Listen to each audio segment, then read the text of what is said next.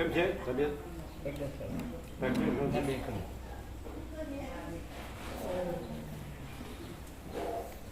ચાલો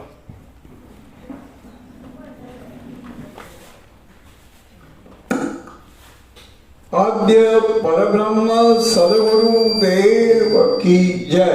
ओम श्री परमात्मने नमः। આધાર શબ્દ છે મદાર. મદાર મદાર કીધું ને, સમજે? એટલે જ્ઞાન છે એનો બ્રહ્મ ઉપર મદાર હોય અને અજ્ઞાન છે એનો માયા ઉપર મદાર હોય. આધાર એટલે મદાર. આપણે ભરોસો કહીએ, વિશ્વાસ કે પણ એ મદાર આધાર, અધિષ્ઠાન. જ્ઞાનનો અધિષ્ઠાન ઉપર આધાર હોય અને અજ્ઞાનનો માયા ઉપર આધાર હોય. મદાર મદાર એટલે આધાર, હે ને? કાલે આવ્યું હતું ને? કાલે આવ્યો મદાર. મદાર મને આધાર, ભરોસો.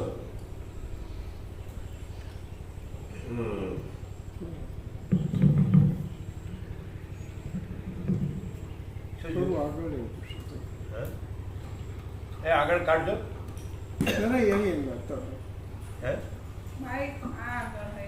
પ્રભુનું માઇક થોડુંક આગળ આવી ગયું. મન હા. બાકી ફક્ત દેવના ઉપર જ આધાર રાખવાથી કશું થતું નથી. અને અતિપ્રિય પદાર્થોની અંદર સારરૂપે જે સુખ રહેલું છે તેની ઉત્તમ અવસ્થાને ઉત્પન્ન કરનારી જે પરિપૂર્ણ આત્માની અંદર સર્વ ભાવોને ઓળંગીને રહેલી શીતળતા છે કે જે સર્વ તાપોની નિવૃત્તિ થતા અનુભવમાં આવે છે, તેવા સુખરૂપ આત્મલાભમાં શો અનાદર કરવાનો છે? સર્વ જગતના પદાર્થોની જે કાંઈ સત્તા જણાય છે તેની અંદર જ સર્વ બ્રહ્મ કે જે સદરૂપ છે તેની જ તત્કાળ ભાવના કરવામાં આવે તો પછી નિર્મળ અદ્વિતીય આત્મામાં મન, અહંકાર, બુદ્ધિ દોષ ક્યાંથી જ રહે? હે પ્રિય વિદ્યાધર, જેમ ઘટપટ આદિ પદાર્થોને તટસ્થપણાથી તમે પોતે સાક્ષી રૂપે જુદા રહી જોયા કરો છો, તેમ શરીરને, અહંકારને, મનને, બુદ્ધિને અને અનુભવ આદિને પણ પોતે તેથી જુદો રહી કશામાં મમતાનું કે આત્મભાવનું અભિમાન ન કરતા સાક્ષી રૂપે જોયા કરો. ફિર છે. હે પ્રિય વિદ્યાધર, જેમ ઘટપટ આદિ પદાર્થોને તટસ્થપણાથી તમે પોતે સાક્ષી રૂપે જુદા રહી જોયા કરો છો, તેમ શરીરને, અહંકારને, મનને, બુદ્ધિને અને અનુભવ આદિને પણ પોતે તેથી જુદા રહી કશામાં મમતાનું કે આત્મભાવનું અભિમાન ન કરતા સાક્ષી રૂપે જોયા કરો. અને પછી બહાર જે કંઈ જગતના પદાર્થોના સમૂહના પ્રવાહ જોવામાં આવે છે તે સંબંધી અને અંદર મન બુદ્ધિ આદિ જે કાંઈ રહે છે તે સંબંધી કાંઈ પણ સંકલ્પ જ ન કરતા તે સર્વને મિથ્યા જ સમજી પોતાના આત્માના જ્ઞાન સ્વરૂપને ઓળખી લઈ તમે પોતાની સ્વાભાવિક સ્થિતિમાં જ રહો. એ જીવનમુક્ત દશાની સ્થિતિ એવી છે કે તેમાં સંપત્તિ કે વિપત્તિ, સુખ કે દુઃખ વગેરે કોઈ પણ હેતુથી કોઈને પણ કાળમાં કોઈ જાતનો ગુણદોષ લાગતો જ નથી. કેમ કે સર્વ એક આત્મમય જ હોવાથી તેમાં કર્તાપણ કે ભોગતાપણ કશું રહેતું જ નથી. શ્રી યોગ વાસિષ્ઠ મહારામાયણના નિર્વાણ પ્રકરણના ઉત્તરાર્ધનો યથા ભૂતાર્થ ભેદન નામનો સર્ગ 11મો સર્ગ 12. એટલે જૈસે सदाशिव का वैसे ये सब चिदाकाश सत्ता है. आवाज बराबर कम है? बराबर. ये सब चिदाकाश सत्ता है. बस जैसे आकाश सत्ता है वैसे तो आकाश सत्ता है, वो आकाश सत्ता ही है. फिर उसमें दूसरा कुछ भी भाषे तो वो भ्रम, वो कुछ नहीं है. मन स्फुरण है. स्फुरण मने अप्यरस, मने आभास मात्र. तो वैसे ये सब चिदाकाश सत्ता है. जैसे महासागर सत्ता है तो उसमें चलन तरंग वो कुछ नहीं है, वो महासागर सत्ता ही है, जल सत्ता ही है. वैसे चैतन्य सत्ता ही है. तो सीधा डायरेक्ट उसको अनंत और पूर्ण और सहज निर्विकल्प स्वरूप में जाना सीधा, वो ज्ञान है। ज्ञान में वो चैतन्य ही है, चैतन्य आकाश, तो वो चैतन्य वही ज्ञान है। तो ज्ञान है, ज्ञान से माने ज्ञान को ही वो चिदाकाश, ये सब चिदाकाश सत्ता है जाने, सब ज्ञान है और सब चिदाकाश सत्ता है जाने, तो वही कुटस्थपन है, माने साक्षीपन है। और फिर उसमें जो भी पूर्ण का भ्रम है, माने जो कि दृष्टा दृश्य के जीव जगत कुछ भी, तो सत्ता है और स्फुरण नहीं है। महासागर सत्ता है और चलन तरंग और स्फुरण वो नहीं है, ऐसा। तो सीधा डायरेक्ट ज्ञान, ज्ञानगम या ज्ञान ज्ञान से जाना जाता है। वो स्वयं प्रकाश है, स्वसमित है, शुद्ध चैतन्य है। तो ये पूरा अनंत शुद्ध चैतन्य सत्ता है, वो ज्ञान है, वही अनंत शुद्ध चैतन्य ज्ञान है, वो चैतन्य सत्ता है। तो सत्ता है, वो सत्ता ही है, वो स्फुरण नहीं है। स्फुरण का अर्थ क्या होता है? ये चलन अचलन, स्फुरण संवेदन स्पंद, तो वो भ्रम है, क्योंकि उसमें कोई चलन अचलन ऐसा नहीं है।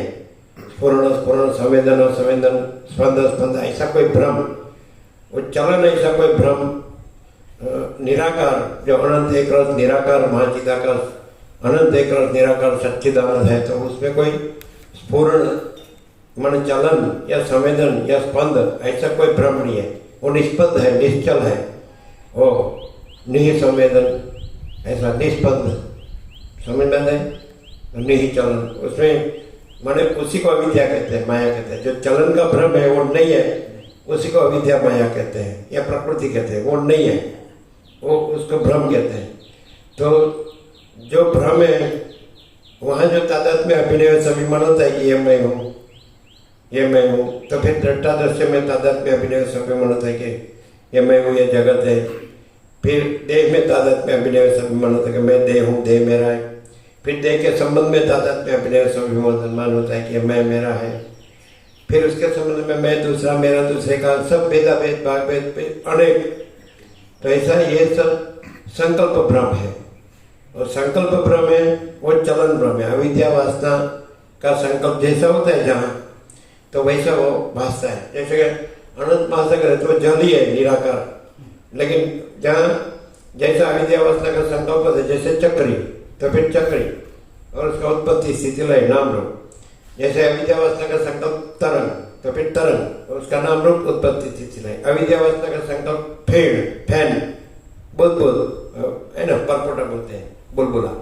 तो जैसा अविद्यावासना का संकल्प है वैसा नाम रूप होगा, वैसा उत्पत्ति स्थिति लय होगा, वैसा उसका आकार आभास आकार विकार होगा, लेकिन वो कुछ नहीं है। तो अनंत एक रस निराकार और जल महासागर है। तो जिसने सीधा डायरेक्ट ज्ञान को अनंत शुद्ध चिदाकाश सत्ता जाने, तो उसको स्फुरण का भ्रम नहीं रहता है। ये ज्ञान है, वशिष्ठ का जो ज्ञान है, तो वो ज्ञान है वही स्वरूप है, माने तत्व बोलते हैं, सत्य बोलते हैं। तो ज्ञान जो है वही चैतन्य है, और चैतन्य वही चिदाकाश है, वो एक ही सत्ता है, अनंत व्यापक समान पूर्ण एक रूप, अनंत व्यापक अवैयक्तिक सार्वत्रिक। तो ये सब चैतन्य सत्ता है, सत्ता सामान्य समान। ये जैसे सूर्यनारायण भगवान का प्रकाश है, तो बस सब एक ही प्रकाश है, सब भरपूर समान पूर्ण। तो जैसे आकाश है तो एक ही सत्ता है, जैसे महासागर है तो अंदर एक ही सत्ता है महासागर, ऐसा। तो ये वायु है तो एक ही सत्ता है, पृथ्वी है तो एक ही सत्ता है। तो लेकिन ये तो पूर्ण का दृष्टांत है। ये सब आकाश वायु तेज जल पृथ्वी सूर्य चंद्र तारा दिन रात ठंड गर्मी बरसात उत्पत्ति स्थिति लय जागृत स्वप्न सुसुप्ति जन्म जीवन मृत्यु, ये सब स्फुरण में आता है, ब्रह्म में आता है। तो मनुष्य सत्ता को जाने, दैट्स ऑल, तो उसका काम पूरा हो गया। सत्ता क्या है तो ज्ञान है, ज्ञान क्या है तो चैतन्य, चैतन्य क्या है तो चिदाकाश। तो अनंत शुद्ध चिदाकाश है, तो फिर उसको स्फुरण का भ्रम नहीं रहता है। स्फुरण का भ्रम है, उसको देखता है तो उसमें तादाद में अभिनय सम्मान करता है। तो फिर वहां से शुरू होता है वो अहंकार का भ्रम है, और जगत का भ्रम है, ये स्फुरण का भ्रम है। और अहंकार का भ्रम है, फिर वो संकल्प का भ्रम से देह का भ्रम होता है, वो जगत का भ्रम होता है, फिर मैं मेरा का भ्रम होता है, फिर राग द्वेष का भ्रम होता है, बड़ा छोटा भला बुरा, स्त्री पुरुष, ये कोई बालक किशोर, कोई युवा वृद्ध, कोई जन्म मृत्यु, कोई इष्ट अनिष्ट, कोई संयोग योग, कोई हर्षोग, ये सब लाभ हानि जय पराजय मान अपमान निंदा स्तुति अनुकूल प्रतिकूल, ये सब संकल्प भ्रम है। मैंने चलन और स्फुरण जो है ना, चलन और उसमें जो भी आपस आकर विकार का अविद्यावस्था का संकल्प होता है, वैसा अविद्यावस्था का संकल्प भासता है, मैं जगत में मेरा। फिर ये सब उसमें कोई विद्वान मूर्ख, कोई संसार त्यागी, कोई स्त्री पुरुष, तो ये सब जो है वो संकल्प भ्रम है। और अविद्यावस्था का संकल्प जैसा होता है वैसा आपस आकर विकार भासता है। लेकिन संकल्प भ्रम देखने जाने से ये पूरा ये दृश्य दृष्टि भ्रम समझ में आता है ना, दृश्य दृष्टि भ्रम भासता है। और सीधा सत्ता को जानने से, सत्ता को कैसे जाना, तो फिर जो ज्ञान है वो ज्ञान है, वही चैतन्य है, वही सत्ता सामान्य है। तो ज्ञान को जाने तो उससे चैतन्य को जाना, तो उससे चिदाकाश को जाना। तो ज्ञान को जानना है, और ज्ञान है वहाँ जो संकल्प कल्पना है उसको नहीं जानना, तो वो अपीयरेंस है, मैंने समझ लेते हैं ना, रिफ्लेक्शन है, तो प्रतिभास। तो बिंब है और प्रतिबिंब नहीं है। जैसे सूर्य है उसमें अपना बिंब भी है, प्रतिबिंब नहीं है। आकाश है तो वो आकाश ही है, तो उसमें अपना प्रतिबिंब नहीं है, ऐसा समझ लेते हैं। तो ऐसे चिदाकाश है, उसमें अपना प्रतिबिंब चिदाभास नहीं है।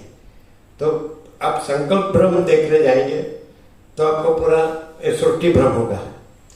और यदि आप सत्ता ज्ञान को जानेंगे तो चैतन्य जो चिदाकाश है, तो फिर उसमें संकल्प भ्रम नहीं है। तो जो है उसको जानने से भ्रम नहीं रहता है, और है वो आनंद और शांति है। जो सत्ता सामान्य है वो चैतन्य है, वो आनंद है, वो शांति है। ऐसा एकदम डायरेक्ट है, नो है मीडिया, 0 नो। यदि आप अभी इसमें कपड़त क्या कहाँ होती है, सीधा ये मेरा जन्म हुआ, तो मैसेज स्टार्ट करेंगे तो भ्रम बढ़ता ही जाएगा। फिर ऐसा कि वहाँ ज्ञान है, वो ज्ञान है, वो चैतन्य है, वो चैतन्य है, वो चिदाकाश है, तो उसमें तो दूसरा कुछ नहीं है। वो अनंत शुद्ध चिदाकाश, वो सत्ता सामान्य है, समान सत्ता, और वो आदि से रहित और अंत से रहित है। माने उसमें जन्म विकार नाश नहीं है, अजन्म अविकार अविनाशी है, अजर अमर है, निरंजन निराकार निर्विकार है, आकाश जैसा है, और शुद्ध और सूक्ष्म निष्क्रिय निर्लेप है, निराकार निर्विकार है, और पूर्ण है, अनंत है। तो यही है, सब कुछ है। तो जन्म हुआ वहाँ से वशिष्ठ कहते हैं राम को कि मनुष्य को जन्म से इस आत्मज्ञान को प्राप्त कर लेना चाहिए। तो कैसा कि वो आत्मा मन चिदाकाश चैतन्य सत्ता सामान्य है। जैसे आकाश है तो ये सूर्य प्रकाश है, तो सूर्य प्रकाश से ही ये दृश्य दिख रहा है, तो सारा जगत का आत्मा सूर्य है।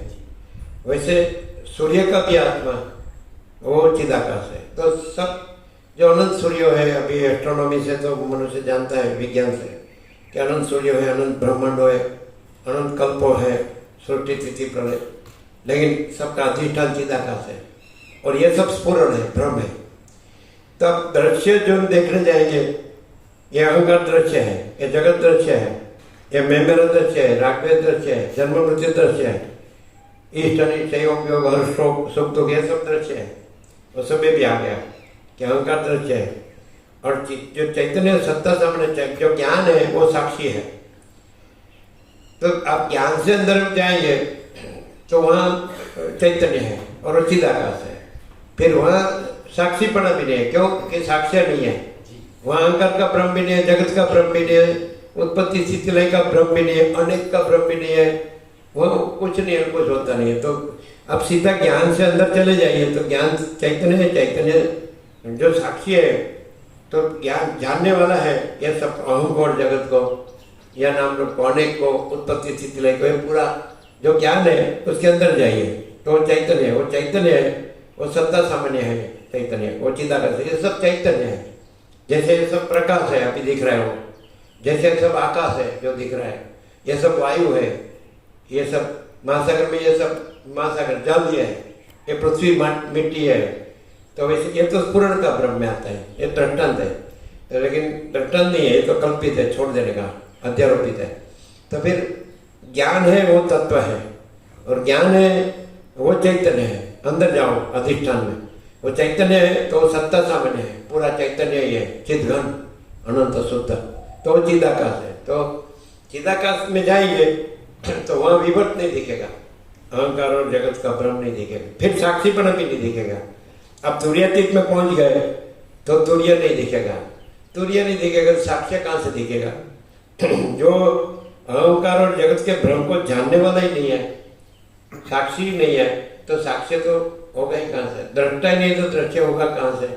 तो आप सीधा पहले वशिष्ठ राम को कहते हैं मनुष्य को जन्म से ही आत्मज्ञान को प्राप्त कर लेना चाहिए।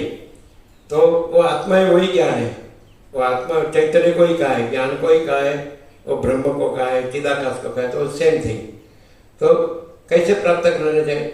मेरा जन्म हुआ, हाँ तो ये मैं जान रहा हूँ, मैं को जान रहा हूँ, मैं देह को जान रहा हूँ, मन को जान रहा हूँ, प्राण को, ज्ञानेंद्र कर्मेंद्र को, अविद्या को, अज्ञान को जान रहा हूँ, कारण स्थूल सूक्ष्म कारण को जान रहा हूँ, जगत को जान रहा हूँ, तो मैं ज्ञान हूँ। ये ज्ञान हूँ वो मैं चैतन्य हूँ, चैतन्य हूँ वो मैं सत्ता सामान्य हूँ, सत्ता सामान्य वो मैं चिदाकाश हूँ, तो मैं आनंद शुद्ध चिदा।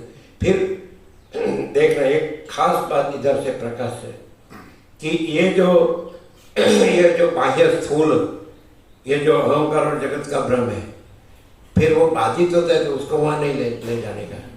जो अनंत शुद्ध चिदाकाश जो सत्ता सामान्य ना, तो मैं वहाँ नहीं लगाने का, ये वेदांत ब्रह्म ज्ञान वहाँ फेल होता है, निष्फल।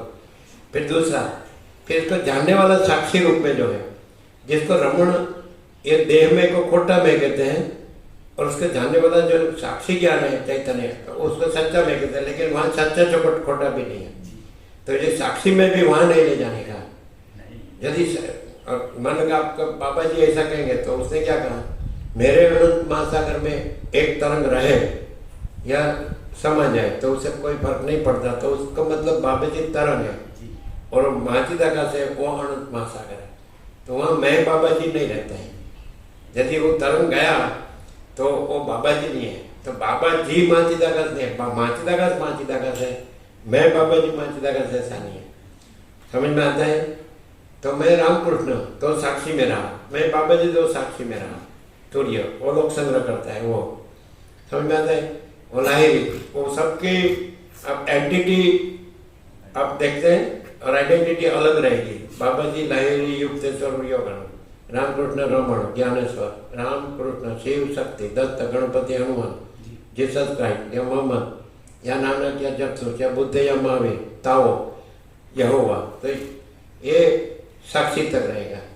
लेकिन कोई अहम रूप जीव, अहम और जगत भ्रम में रह नहीं है तो सुन क्या बोलता है, तो वो ज्ञान नहीं है। ज्ञान होगा वो भ्रम से वर्तता नहीं है, देह से वर्तता नहीं है। मैं पुरुष हूँ, स्त्री है, ये घर है, ये प्रजा है, प्रजा के बजाय धन है, प्रॉपर्टी है, मैं मेरा है, राग द्वेष है, देखा देखी चर्चा चर्चा है, बड़ा छोटा भला बुरा है, बेदर, वो भ्रम उसमें नहीं होगा। ज्ञान होगा तो अनंत शुद्ध चिदाकाश ही होगा, और अनंत शुद्ध चिदाकाश का आनंद और शांति ही होगा। और चैतन्य वो आनंद है और वो शांति है। और भ्रम होगा तो उसमें सब द्वंद्व होंगे, उसमें जन्म मृत्यु भी होगा, उसमें सुख दुख भी होगा, उसमें राग द्वेष भी होगा, काम क्रोध लोभ भी होगा, मोह मद मात्सर्य भी होगा, आसक्ति आशा तृष्णा इतना कामना, सब राज्य भोग लक्ष्मी की भ्रांति की लघुता ग्रंथि भ्रांति होगी, अहम वासना भ्रांति की, गुलामी में सुख भ्रांति होगी, ये देह में हूँ, ये मन में हूँ, अहंकार में हूँ, जीव में हूँ, प्राण में हूँ, इंद्रिय में हूँ, ये मेरा दृश्य है, इसमें ये मेरा है, ये मैं हूँ, ये दूसरा है, मेरा है, दूसरे का, ऐसा सब। तो शब्द ज्ञान नहीं है। जो चैतन्य जो है स्वयं प्रकाश शुद्ध चैतन्य वो ज्ञान है, चैतन्य है वो ज्ञान है। विचार वाणी शब्द से वो ज्ञान नहीं है। तो कोई बोलता है तो वो ज्ञान नहीं है, ये मन को बोलने में आता है। तो ये चैतन्य प्रकाश है, तो कैसे? तो उसमें चैतन्य प्रकाश ही होगा। उसमें ये जो है, जो चंचलता भ्रांति माया की और देह का मैं मेरा और राग द्वेष सब, और उसमें धन और भोगो ये मैं, तो वो इसमें नहीं आएगा। तो उससे मालूम पड़ेगा कि ये चैतन्य प्रकाश है, ये स्वयं प्रकाश। और भ्रम होगा तो उसमें वो मैं ही होगा, ये मैं हूँ, ये मेरा है, और मेरा सब फूल है, ऐसा मेरे को कुछ कम नहीं है। तो वो अहंकार का भ्रम है, और वो आसक्ति है, वो वासना है, वो राग है, मोह है, ऐसा। तो शब्द शब्द में भेद है। शब्द चैतन्य का है कि शब्द जड़ भ्रांति का है तो मालूम पड़ जाता है।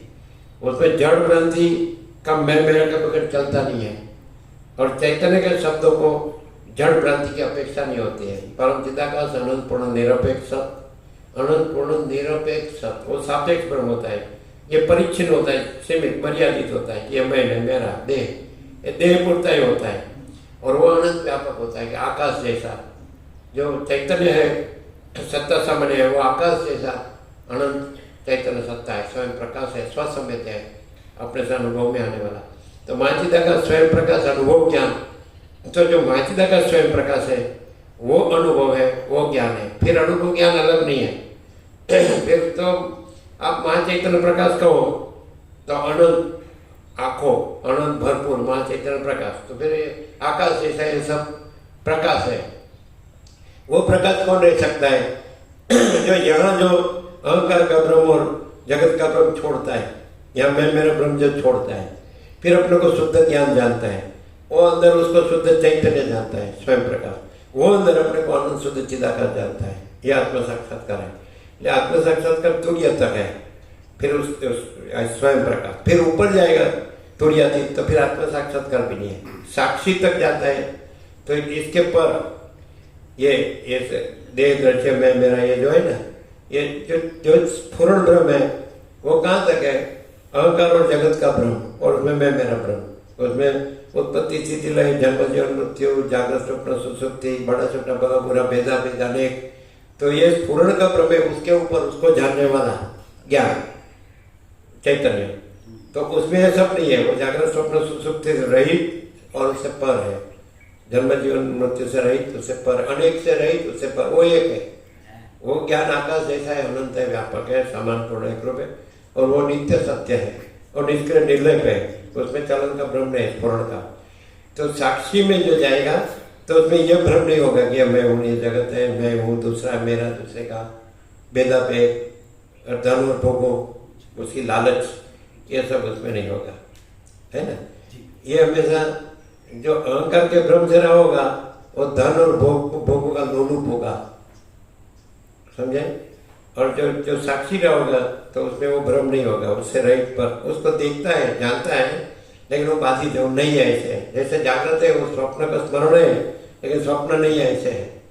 फिर स्वप्न पुरुष है, उसको जागृत करता है कि कैसे बोलता है कि तुम स्वप्न पुरुष नहीं है, तुम्हारी स्वप्न सृष्टि नहीं, ये स्वप्न है, ये स्वप्न पुरुष है, ये हम जीव, और ये जगत है स्वप्न है, और ये मैं मेरा, ये सब स्वप्न है।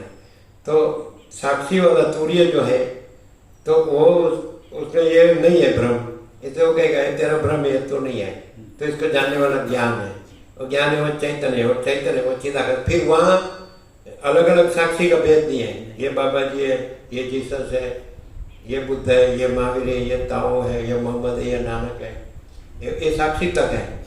जब आइडेंटिटी अहंकार की भी अलग अलग होती है और आइडेंटिटी साक्षी भी अलग होता है, लेकिन साक्षी भ्रम रहित है। और साक्षी में दो बात है, और जीवन मुक्त तत्ववेत्ता में दो क्वालिटीज होती है, स्वरूप ज्ञान और स्वरूप ज्ञान से साक्षी चिदाकाश को जानता है कि वो स्वरूप है।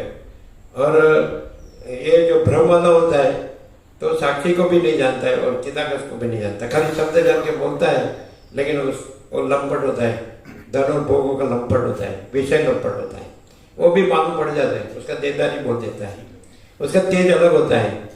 जो तुरीयातीत रहते हैं ना तो एक पूर्ण ब्रह्म ज्योति होता है, उसमें साक्षी भी नहीं है, साक्ष्य भी नहीं है, और तो पूर्ण ब्रह्म अनंत तेजगन अनंत चिदगन, और तो महाचिदाकाश स्वयं प्रकाश संपूर्ण प्रकाश, और तो परम चिदाकाश परम ज्योति अखंड ज्योति, केंद्र विनाम अनंत तेजगन परमाकाश। ऐसा तो वो जो रहा है वो फिर वो तो ये नहीं रहा है, और ये कुछ नहीं रहा है, और कुछ हुआ ही नहीं, कुछ हुआ नहीं है, नहीं होगा, नहीं होता नहीं है, भ्रम है ही नहीं।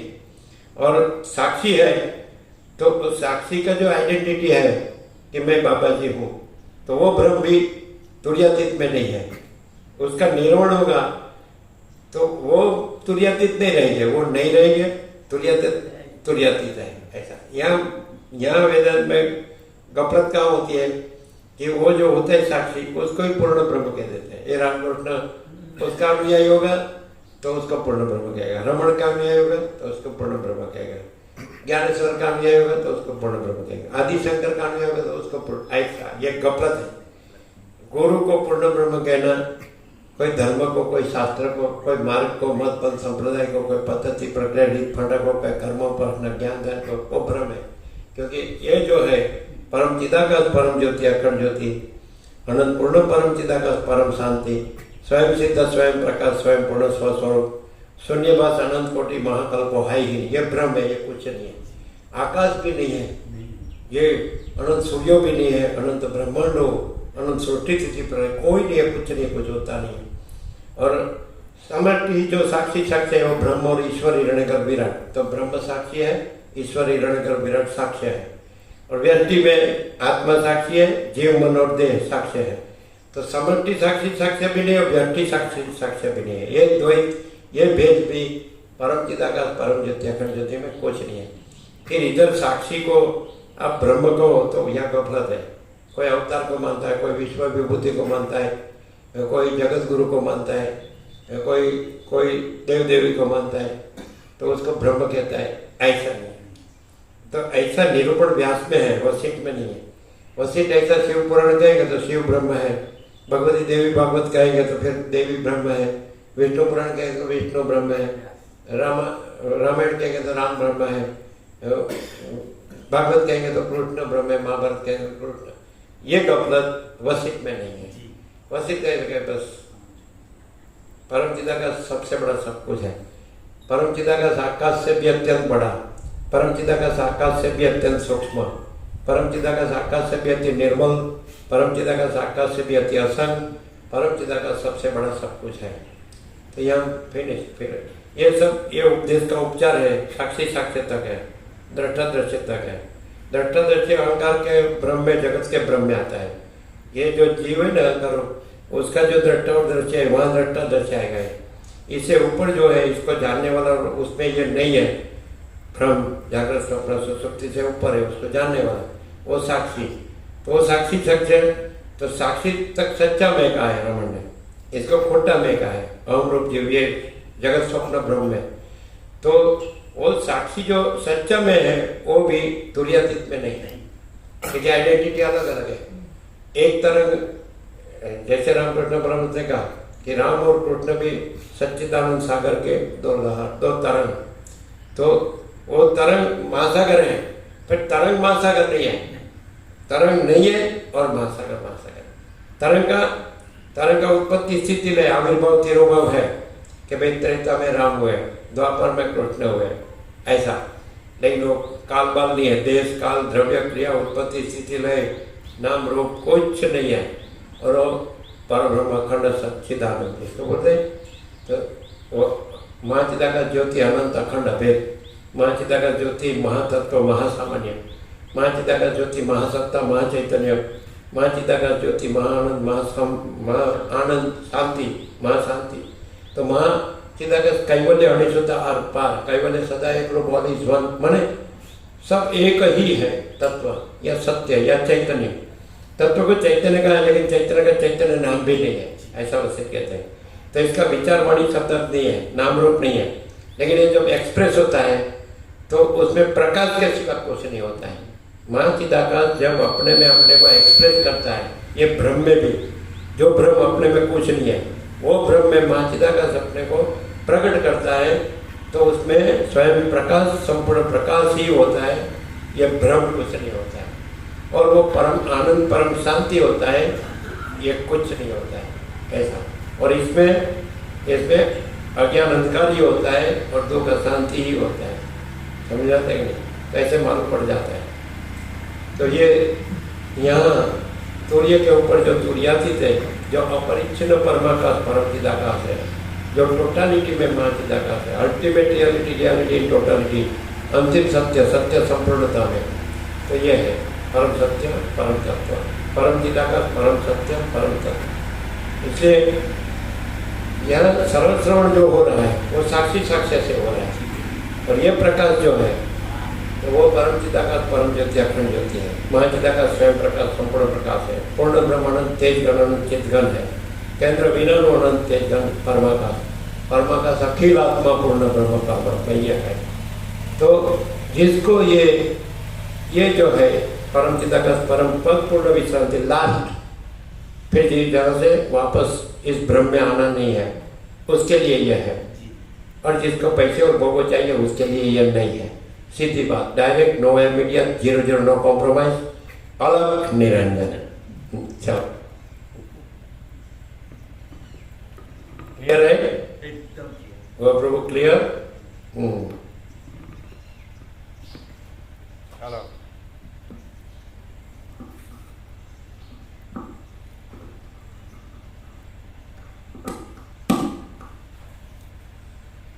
સર્ગ 12મો।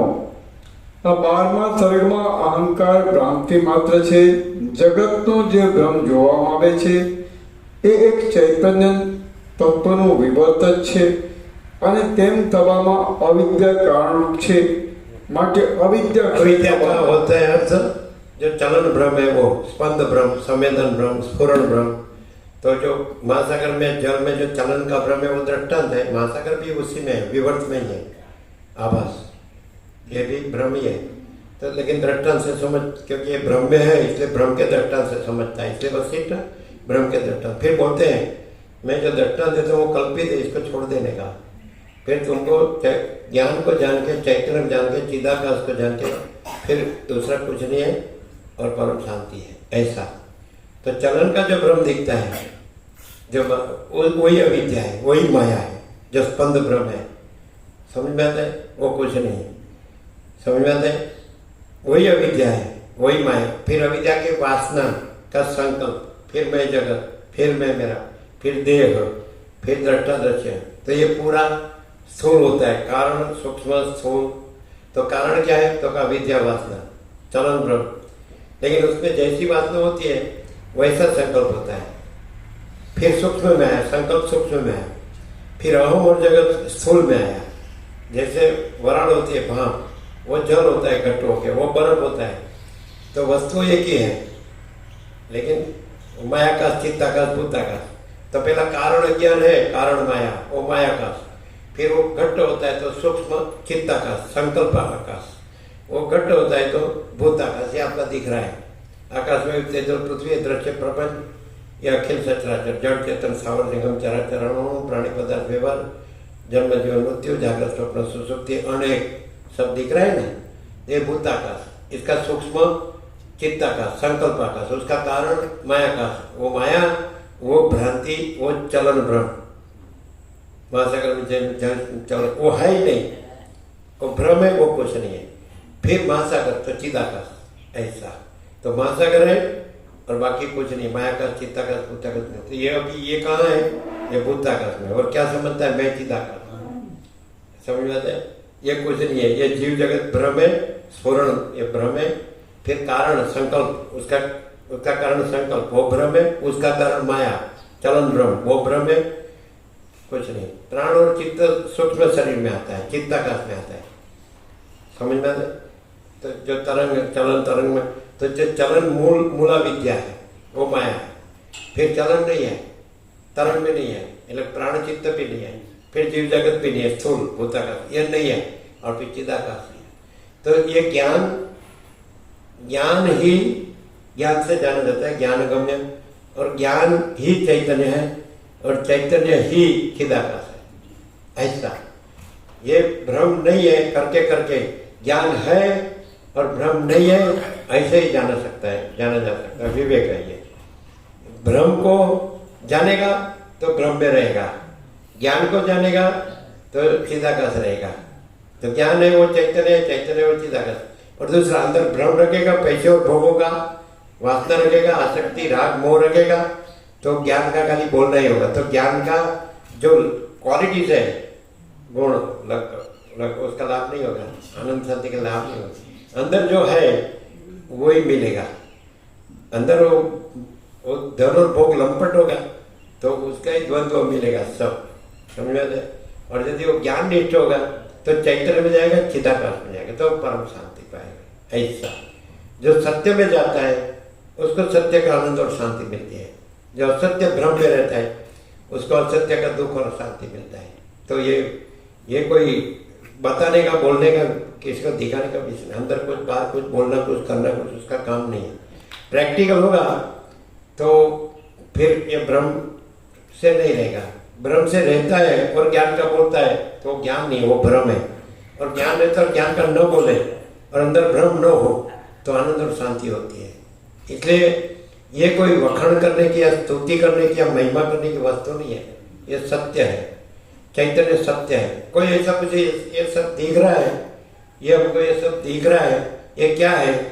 तो जो जो चैतन्य अनुभूति करके चैतन्य रहोगा तो कहेगा ये सब चैतन्य है, ये सब अनंत शुद्ध चिदाकाश है, ये सब परम आनंद, परम शांति है, परम सत्य है, परम चैतन्य है। ये दूसरा है तो महासागर में जैसे चलन तरंग भासता है, उत्पत्ति लय भासता है, वैसा है। ये कुछ नहीं है। महासागर ये, वो महासागर है, वो महाचिदाकाश है। और महाचिदाकाश है वो नित्य सत्य है, अनादि अनंत है, निरंजन, निराकार, निर्विकार है। उसमें ये कोई भ्रम नहीं है। ये हमको दिख रहा है ये मैं हूँ, जगत है, ये मैं मेरा, ये कुछ नहीं है। और पूरा सारा पूरा वो अनंत शुद्ध चिदाकाश और वो परम आनंद, परम शांति है। और ये भ्रम है तो उसको सच्चा मानना वही दुख और शांति है, क्योंकि उसमें कुछ मिलता नहीं, सच्चा नहीं है। चलन और तरंग को पकड़ने जाओ तो कुछ नहीं मिलेगा। प्राण और चित्त में कुछ नहीं मिलेगा। मैं और जगत, अहंकार जगत में, मैं मेरे में कुछ नहीं मिलेगा। धन और भोगों में कुछ नहीं मिलेगा। तो विषय वास्तव में कुछ नहीं मिलेगा। समझाते हैं, संकल्प विकल्प में कुछ नहीं मिलेगा। शुद्ध ज्ञान होगा तो शुद्ध चैतन्य होगा तो अनंत शुद्ध चिदाकाश होगा। निर्मलता, शीतलता, आनंद और शांति, पूर्णता, समता, तृप्ति और संतोष, समाधान और कल्याण, all and all in all, पूर्ण पूर्ण पूर्ण, ऐसा। लेकिन शून्य ब्रह्म को उसमें अपने को पूर्ण करने को जाता है तो उसको कुछ नहीं मिलता है। और पूर्ण ब्रह्म को पूर्ण जान के उसमें रहता है तो पूर्ण ही रहता है, ऐसा। लेकिन शब्द से नहीं, शब्द से नहीं, चैतन्य ज्ञान से, शब्द ज्ञान से नहीं, शास्त्र ज्ञान से नहीं, गुरु ज्ञान से नहीं, चैतन्य ज्ञान से। ये जड़ भ्रम से नहीं। रहना है जड़ भ्रम और बोलना है चैतन्य ज्ञान, तो वो चैतन्य ज्ञान नहीं है। चैतन्य ज्ञान रहा होगा वहाँ जड़ भ्रम नहीं रहा होगा। जड़ भ्रम रहा होगा वहाँ चैतन्य ज्ञान नहीं होगा। शब्दों से कोई चैतन्य ज्ञान नहीं हो। चैतन्य ज्ञान रहा होगा और वो नहीं बोलता होगा तो भी चैतन्य आनंद और चैतन्य शांति होगी। और जड़ भ्रम रहा होगा वो कितना भी चैतन्य ज्ञान का बोलेगा तो भी दुख और शांति होगी। अभाव मिटेगा नहीं, इच्छा पूरी होगी नहीं। चैतन्य ज्ञान में कोई अभाव नहीं, कोई इच्छा नहीं, क्यों? तो पूर्ण है, अनंत पूर्ण है, सत चैतन्य आनंद। क्लियर? चलो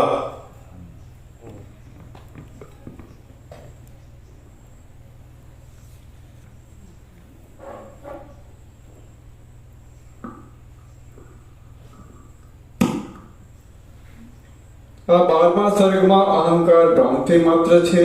જગતનો જે ભ્રમ જોવામાં આવે છે એક ચૈતન્ય તત્વનો વિવર્ત જ છે અને તેમ થવામાં અવિદ્યા કારણરૂપ છે, માટે અવિદ્યા ક્ષય થવાનો ક્રમ કહેવાશે। અવિદ્યાના નાશનો ઉપાય। બોસંડ બોલ્યો, જેમ આકાશની અંદર વળી બીજું આકાશ ઉત્પન્ન થયું એવો સંકલ્પ વસ્તુતઃ આકાશ એક જ હોવાથી કેવળ ભ્રાંતિ રૂપ અને મિથ્યા છે, તેમ આત્મા કે જે પોતાનું વાસ્તવ સ્વરૂપ છે તે ભૂલાઈ જાય। તેની અંદર અહંકાર કે જેમાં સૂક્ષ્મ રૂપથી આ સગળો પ્રપંચ રહેલો છે તે આત્માનો એક પણ હોવાથી માત્ર ભ્રાંતિરૂપ અને મિથ્યા છે। फिर से વસુટ બોલ્યો, જેમ આકાશની અંદર વળી બીજું આકાશ ઉત્પન્ન થયું એવો સંકલ્પ વસ્તુતઃ આકાશ એક જ હોવાથી કેવળ ભ્રાંતિરૂપ અને મિથ્યા છે, તેમ આત્મા કે જે પોતાનું વાસ્તવ સ્વરૂપ છે તે ભૂલાઈ ગઈ। તેની અંદર અહંકાર કે જેમાં સૂક્ષ્મ રૂપથી આ સગળો પ્રપંચ રહેલો છે તે આત્માનું એક પણ હોવાથી માત્ર ભ્રાંતિરૂપ અને મિથ્યા છે।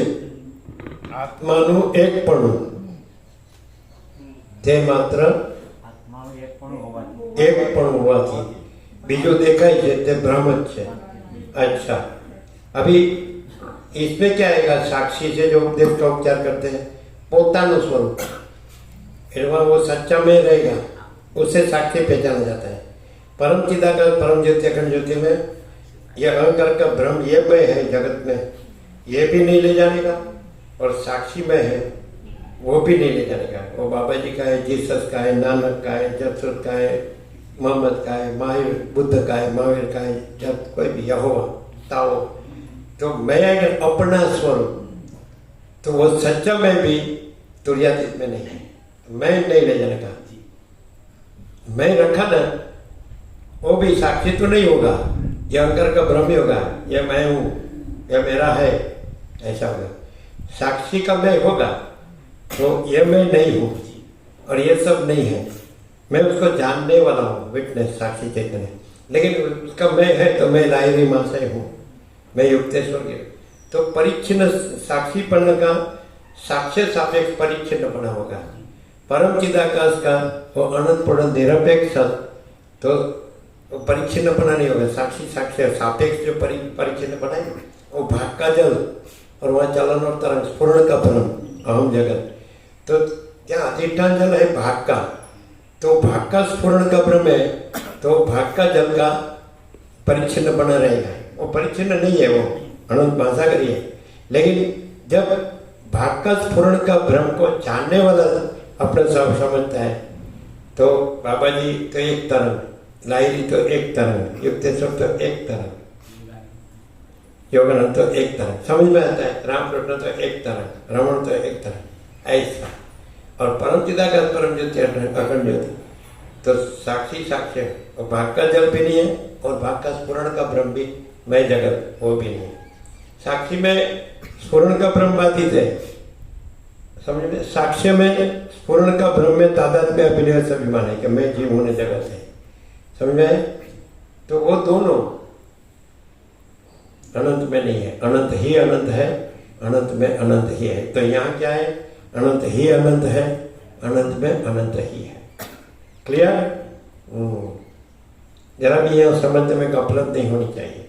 यहाँ कोई उपदेश का उपचार नहीं है, यहाँ कोई दृष्टा दृश्य भी नहीं है जीव जगत, यहाँ कोई साक्षी साक्ष्य भी नहीं है, कोई अवतार, उसका भी आविर्भाव तिरुभाव होता है। भले कितना भी चिरंजीव हो, या वशिष्ठ हो, या हनुमान जी हो, या व्यास हो, या काकभूषण हो, या बाबा जी हो, या जीसस हो, लेकिन वो लोग को साक्षी साक्ष्य पढ़ने से दृष्टा दृश्य में गड़बड़ होती है कि तुम ये नहीं हो, तुम ये हो, तुम अज्ञान नहीं हो, तुम ज्ञान हो, तुम बंद नहीं हो, तुम मोक्ष नहीं हो। लेकिन ये कोई सुनता भी नहीं है, वो भी ध्यान रखना। वो साक्षी है ना, वो साक्षी हैरान होता है खाली, जो भ्रम अपने में नहीं है वो भ्रम को वो टालने के लिए, और वहाँ जो ज्ञान है वो दिखाने के लिए। तो ज्ञान तो स्वयं है, ज्ञान को का ज्ञान दिखाना नहीं है और भ्रम को मिटाना नहीं है, समझ में आता है। तो साक्षी की जो गड़बड़ है ना, जो गड़बड़ मतलब खटपट खड़ापट, वो तुरंत तुर्यातीत में नहीं है, समझ में आता है। परम ज्योति अखंड ज्योति में नहीं। लेकिन वो कौन रहता है, वो कौन रहता है, परम चिदाकाश परम ज्योति अखंड ज्योति कौन रहता है, वो कौन रहता है। आप बोलेंगे खोटा पड़ेगा, वो कौन रहता है, वो कौन रहता है। कोई जीसस रहेगा वो नहीं रहता है, कोई बाबा जी रहेगा तो वो नहीं रहता है। वो जानता है कि अधिष्ठान तो वही है, ये साक्षीपणा भी उसमें अध्यस्त है, कल्पित है, और साक्ष्य कल्पित का भी कल्पित है। ये साक्ष्य जीव जगत दृष्टा दृश्य, ये कल्पना का भी कल्पना है। रमण कहते हैं दृष्टा का दृष्टा, दृश्य का दृष्टा दृष्टा, दृष्टा का दृष्टा साक्षी, साक्षी का दृष्टा चिदाकाश। तो चिदाकाश चिदाकाश रहा है, दूसरा कोई है ही नहीं, कुछ है ही नहीं, कुछ होता ही नहीं है, इसलिए दूसरा कोई चिदाकाश नहीं रहा है। तो चिदाकाश कौन रह सकता है। तो हमको ये भ्रम हुआ कि मैं जीव हूँ, ये जगत है, अगर तो मैं साक्ष्य हूँ, ये साक्ष्य है, ये मेरे में बाधित है, तो अभी कौन रह सकता है। उसने संकल्प किया बाबा जी ने कि मेरे अनंत महासागर में एक तरंग रहे या वो लीन हो जाए, समा जाए, तो उससे कोई फर्क नहीं पड़ता। तो उसका मैं सेंटर भी उतना ही बड़ा हुआ था, तो उसने कहा फर्क नहीं पड़ता तो रहने दो। फिर बोला ठीक है, आप में से परमपिता परमात्मा की इच्छा व्यक्त हुई है। ऐसा साक्षी में और राम गोपाल महाराज भी थे, लाइन में से भी थे, और सदा जागृत सब, ये सब। तो ये योगानंद ने लिखा। तो कहने का क्या है, ये सब अनंत में कुछ नहीं है। लेकिन अनंत कौन रह सकता है? अनंत ही अनंत है, अनंत में अनंत ही है। समझ लाते हैं? तो उससे देखेंगे, अधिष्ठान से, अनंत से देखेंगे तो अनंत ही अनंत रह सकता है। उसमें दूसरा कोई नहीं है, कुछ नहीं, कुछ होता नहीं, इसलिए दूसरा कोई या कुछ भी होता हो वो अनंत नहीं रह सकता है। अभी यहाँ से लेंगे, अधिष्ठान से लिया, अनंत से लिया, अभी अध्यस्त से लेंगे, ब्रह्म से। जब जहाँ कोई नहीं है, कुछ नहीं है, कुछ होता नहीं है, वहां अनंत प्रकाश था। या अभी अध्यस्त से लिया, समझ में आता है? अधिष्ठान से लिया तो अनंत ही अनंत है, अनंत में अनंत ही है ना? कोई नहीं है, कुछ नहीं है, कुछ होता नहीं है, तो अधिष्ठान तो अधिष्ठान ही है, अनंत अनंत ही है। अभी ब्रह्म से लेंगे, ये दिख रहा है ना, साक्षी साक्ष्य, दृष्टा दृश्य, साक्षी साक्ष्य। तो यहाँ भी कोई नहीं है, कुछ नहीं है, कुछ होता नहीं है, ऐसा रहा होगा तो वहां अनंत प्रकाश था होगा। कैसा है? अलख निरंजन। साक्षी भी नहीं, अवतार भी नहीं, जगत गुरु भी नहीं, पैगंबर भी नहीं, विश्व विभूति भी नहीं, परम ज्ञानी, परम योगी, परम भक्त भी नहीं, ईश्वर साक्षात्कारी भी नहीं, निर्विकल्प समाधि सिद्ध भी नहीं, पहले नंबर का अरबोपति भी नहीं, सबसे बड़ा धनाढ्य और अस्त्र शस्त्र वाला देश का प्रेसिडेंट भी नहीं, ये सब ब्रह्म राक्षस। और सबसे बड़ा IQ वाला वैज्ञानिक भी नहीं, सबसे बड़ा उद्योगपति भी नहीं, समझ में? ये सब ब्रह्म राक्षस है। तो कोई ब्रह्म राक्षस ज्ञान नहीं है, वहां अनंत प्रकाशता है। ब्रह्म राक्षस समझते हैं? हम 4 ब्रह्म राक्षस गिनाए थे। एक आप ऐसा बोलेंगे कि पहला नंबर का अरबोपति, दूसरा गिनेंगे सबसे बड़ा IQ वाला इंटेलिजेंट पर्सन और वैज्ञानिक, आइंस्टाइन जैसा। दूसरा तीसरा बोलेंगे आप सबसे बड़ा धनाढ्य और बड़े राज्य सत्ता जिसको बड़े अस्त्र शस्त्र है, उसका प्रेसिडेंट, उसको ये लघुता ग्रंथि वाले सुपरमैन बोलते हैं। वो सुपर ऊपर कुछ नहीं हो, ऊपर फोटा हुआ नहीं और फोटा नहीं। और चौथा बोलेंगे कोई सबसे बड़ा जगत गुरु के सब शास्त्रों का खां है जो, समझे? तो ये 4 ब्रह्म राक्षस है। तो ये कोई नहीं है, कुछ नहीं है, कुछ होता नहीं है, और जो है सो है, वहां अनंत स्वयं प्रकाशता है। समझ में? फिर एक खाबोचे के डेट की तो क्या है साला, गलती कटर। मेरा इतना पैसा है, मेरा इतना सोना है, मेरी इतनी प्रॉपर्टी है, चाटो। चलो, यदि ऐसा कहे कि आपको उतरने के लिए सबसे अच्छी जगह कौन सी है, तो बोलेंगे सारे जगत का धन इकट्ठा कर दो, कोई भी रूपांतर में, हीरा माणिक मोती रत्न नीलम परवड़ा सोना चांदी, और जो भी करेंसी हो अलग अलग देश की, अंग्रेजों की हो, अमेरिका की हो, इंडिया के कोई, वो सब करेंसी पूरा धन है इकट्ठा करके एक ढगला कर दो। फिर सारे जगत में जितना हिंसा करने वाला अस्त्र शस्त्र है उसका ढगला कर दो। ये सबसे अच्छी उतरने की जगह है। तो आपको जगत के लिए देने के लिए संदेश क्या है? तो बोले महात्मा गांधी जी बोले, उसको बोला आपको जीवन का देने के लिए संदेश जगत, तो मेरा जीवन ही मेरा संदेश है। तो हमको बोलेंगे तो हम क्या कहेंगे मन में, ये पूरा ये 2 ढगला है ना, उसको एकदम अतल उंडाणो ना महासागर सबसे गहरा, कि मर्जी हुआ उसमें से एक सोई भी वापस ना ला सके, फूटी खोड़ी वहां जाने दो। ये जगत में ये 2 आइटम रहने ही नहीं चाहिए, ये हमारा संदेश। फिर क्या करो, दाल रोटी राम राम आनंद मंगल, सारा मरने का है, तो इसमें जो कुछ नहीं उसमें क्यों मरने का है? जो है उसमें शांति से समा जाओ। समझ में आता है? समाना तो है, लेकिन कुछ नहीं उसमें क्यों मरना है? पैसे और भोगों में समाना ही है, तो तरंग को महासागर में समान दो, और महासागर ही रहा है, तरंग रहा ही नहीं है।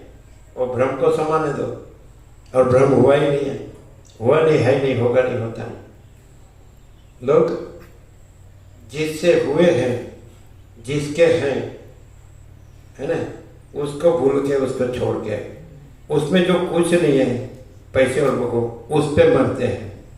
यदि वो जिसका है उस पे मरे तो अमर हो जाए। ये किसका है? ये उसका है, उस पर मरे तो अमर हो जाए।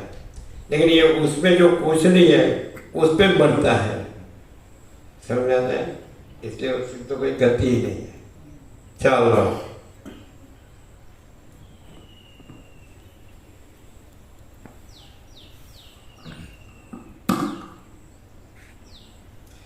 આકાશની અંદર વળી બીજું આકાશ ઉત્પન્ન થવું એ સંકલ્પનો કરનાર હું કૌંસમાં અમુક પુરુષ જેમ તેનાથી જુદો છું તેમ મન વાણી વડે અગમ્ય હોવાથી નિર્દેશ ન કરી શકાતો આત્મા કે જે સદરૂપ છતાં અવિદ્યા વડે ઢંકાઈ જવાથી કેમ જાણે જીવ ભાવને પામી જઈ અસદરૂપ બની ગયો હોય તેમ થઈ રહે। फिर से આકાશની અંદર વળી બીજું આકાશ ઉત્પન્ન થવું એ સંકલ્પનો કરનાર હું અમુક પુરુષ જેમ તેનાથી જુદો છું તેમ મન વાણી વડે અગમ્ય હોવાથી નિર્દેશ ન કરી શકાતો આત્મા કે જે સદરૂપ છતાં અવિદ્યા વડે ઢંકાઈ જવાથી કેમ જાણે જીવ ભાવને પામી જઈ અસદરૂપ બની ગયો હોય તેમ થઈ રહે છે। Yes. તે પોતે सीधे सीधा लेने का हो तो अविद्या चंचलता भ्रांति, तो जहाँ जिसमें चंचलता भ्रांति नहीं होती है तो वो चिदाकाश है, और जिसमें चंचलता भ्रांति हुई तो जीव है। चंचलता भ्रांति कैसे मालूम पड़ेगी? वो देह भाव से बढ़ता है, ये पुरुष है, ये स्त्री है, ये संग में सुख है, तो वो चंचलता भ्रांति। और देह भाव से नहीं बढ़ता है, देह नहीं है, स्त्री पुरुष नहीं है, और चिदाकाश है, आनंद है, शांति है। तो संपूर्ण चंचलता भ्रांति रहित है। वर्तन में भी, विचार, वाणी, वर्तन, जीवन, व्यवहार सब में तो चिदाकाश है। और विचार, वाणी, वर्तन, जीवन, व्यवहार उसमें देह का वर्तन है, स्त्री पुरुष का वर्तन है, समझते हैं? वो चंचलता भ्रांति, वो अविद्या है, तो वो है ही नहीं, वो तो भ्रांति है। और ये तो है ही चिदाकाश, आनंद और शांति तो है ही। लेकिन बोलने से नहीं, रहने से जो रहा है उसको होता है, जो भ्रांति रहा है उसको भ्रांति होता है, जो चिदाकाश रहा है उसको आनंद शांति होता है। प्रैक्टिकल है कि नहीं? हाँ, इसमें चालाकी नहीं चलती है, दिखावा नहीं चलता, शो, कृत्रिमता, उपचार का आडम्बर, जैसा है वैसा, जो है सो है, कोई प्लस माइनस नहीं होता है। चिदाकाश चिदाकाश है, आभास कुछ नहीं है, बस खलास। आभास पे मरता है उसको कुछ नहीं मिलता है। चिदाकाश तो ज्ञान है, ज्ञान चिदाकाश है, और तो है ही, वो रहता है, तो उसमें साक्षी साक्ष्य भी नहीं है, दृष्टा दृश्य भी नहीं, जीव जगत भी नहीं, मैं मेरा भी नहीं, राग द्वेष भी नहीं, कोई नहीं, कुछ नहीं, कुछ होता नहीं। तो परम आनंद, परम शांति। चलो क्लियर है?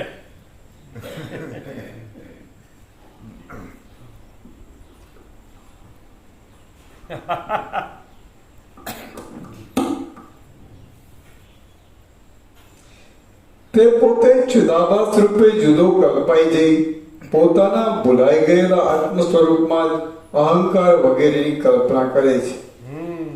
જેમ આકાશને આકાશનું एक्चुअली ज्ञान है वो अज्ञान नहीं है, लेकिन ज्ञान अपने को भ्रम से, कल्पना से अज्ञान मानता है। फिर सब चाल, ये मैं जीव हूँ, मैं मन हूँ, मैं अहंकार हूँ, मैं देह हूँ, इंद्रिय हूँ, विषय है, वासना है, धन है, भोग है, घर है, प्रजा है, प्रजा की प्रजा है, प्रॉपर्टी है, सोना है, वैसा है, वैसा खला।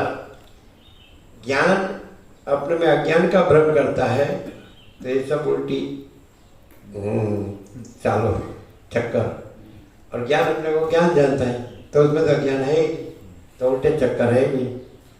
और अपने स्वरूप, सब ज्ञान का स्वरूप अपना मन मैं का नहीं, अहंकार का भी नहीं, साक्षी का भी नहीं, सच खोटा में भी नहीं, सच्चा में भी नहीं, और मैं बगर का केंद्र विनानो अनंत तेजगन परमाकाश, एक से परम शांति, परम पद पूर्ण विश्रांति। चलो, परम चिदाकाश, परम पद पूर्ण विश्रांति। चलो। अभी ज्ञान में से ज्ञान में अज्ञान कहाँ से आया? ये प्रकाश में अंतर कहाँ से आया? ज्ञान में अज्ञान पॉसिबल ही नहीं, चिदाकाश में आभास पॉसिबल ही नहीं, बिंब में प्रतिबिंब बिंब पॉसिबल ही नहीं। ज्ञान से ही सीधा चिदाकाश रह सकता है। अज्ञान के भ्रम से, कल्पना से, मोह से कभी चिदाकाश परम शांति नहीं रह सकता है। अज्ञान के भ्रम से, कल्पना से, भ्रम से, मोह से दुख शांति ही रह सकता है, क्योंकि वो कुछ नहीं है, इसलिए अभाव मिटता नहीं, इच्छा पूरी होती नहीं। कोई मनुष्य के पास करोड़ों हो तो उसको अरबों तो ना बनेगा ना, ना बनेगा। अरबों हो तो 100 के अंदर नंबर आया ऐसी इच्छा नहीं होगी ना, तो 10 के अंदर नंबर आया ऐसी इच्छा नहीं होगी ना, और पहला नंबर आया ऐसी इच्छा नहीं होगी ना। और मान लो पहला आ गया, अभी क्या करने का? अभी मुझे 15 मिनट लकड़ा में सुखा दो,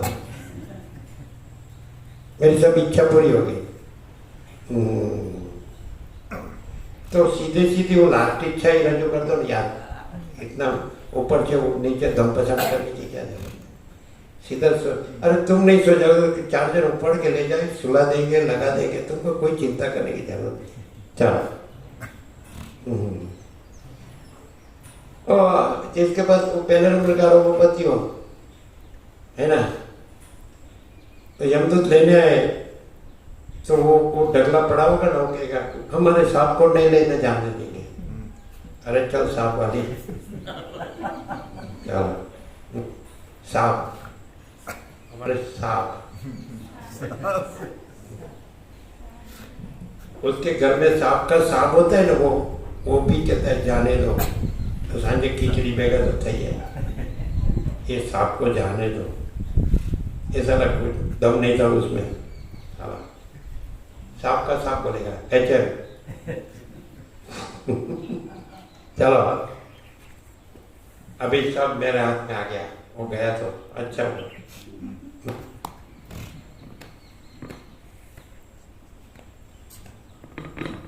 ये सांप में कोई दम नहीं है, खाली फांका रखता है। खाली फांका मैंने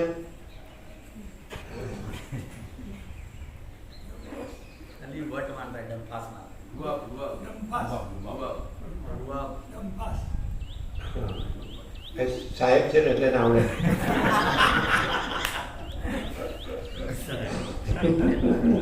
ચાલો જાતનો ફેલાવો છે એટલે તે પ્રમાણે મહાચિદાકાશમાં જે કાંઈ નથી એવી જેવી કલ્પના એવું દ્રશ્ય, કાંઈ નથી એવો જે ભ્રમ એવું દ્રશ્ય, કાંઈ નથી એવી કલ્પના, જેવી કલ્પના, કાંઈ નથી એવી જેવી કલ્પના એવું દ્રશ્ય, કાંઈ નથી એવો જેવો ભ્રમ, જેવી ભ્રાંતિ એવું દ્રશ્ય, પણ એ કાંઈ નથી। એ કલ્પના, એ ભ્રાંતિ, એ જ અવિદ્યા, એ જ માયા, એ જ પ્રકૃતિ કલ્પના। ચાલો આપણા બેઠા છે બરાબર, મહાચિદાકાશ છે બરાબર, અને કોઈ કલ્પના નથી, કોઈ ભ્રમ નથી, કોઈ મોહ નથી, કોઈ અવિવેક અવિચાર નથી, કોઈ અવિદ્યા જ્ઞાન માયા નથી, કોઈ તર્ક સંશય શંકા નથી, કોઈ વહેમાન શ્રદ્ધા નથી, કોઈ સાક્ષી સાક્ષ્ય નથી, કોઈ દ્રષ્ટા દ્રષ્ટ નથી, દર્શ્ય નથી। મહાચિદાકાશ સ્વયં પ્રકાશ, સંપૂર્ણ પ્રકાશ। મહાચિદાકાશ પરમ કહે બોલે પરમ શાંતિ। ક્યાં છે? ક્યાં છે કઈ? પણ હું આ છું ને તો મરસા હતા ગધેડા। હું ક્યાંથી આવ્યો? આ આનંદમાં, ચૈતન્ય પ્રકાશમાં, એમાં તો આનંદ અને શાંતિ છે। અનંત, અનંત પ્રકાશ, અનંત આનંદ, અનંત શાંતિ। એમાં વડિયા પર ફોટો બલબલા હોવા નહીં और ફોટા નહીં। ચાલો ભ્રમ, કલ્પના, ભ્રમ, મોહ, અવિવેક અવિચાર, અવિદ્યા જ્ઞાન માયા, તર્ક સંશય શંકા, વહેમન શ્રદ્ધા કાંઈ નથી। એને કાંઈક માને, એને આમાં ખબર ન પડે, અને જે છે તે જ છે, એને જ જે જાણે એને જ આમાં ખબર પડે। કાંઈ નથી પછી જોવાનું રહેતું નથી, કાંઈ નથીમાં શું જોવાનું? જે છે એ તો છે જ, પરમાત્મા છે જ, બીજું કંઈક છે જ નહીં। પછી પરમાત્મા ક્યાં જોવાના છે? વગર જોઈએ છે। અને માયા ક્યાં જોવાની છે? વગર જોઈએ નથી।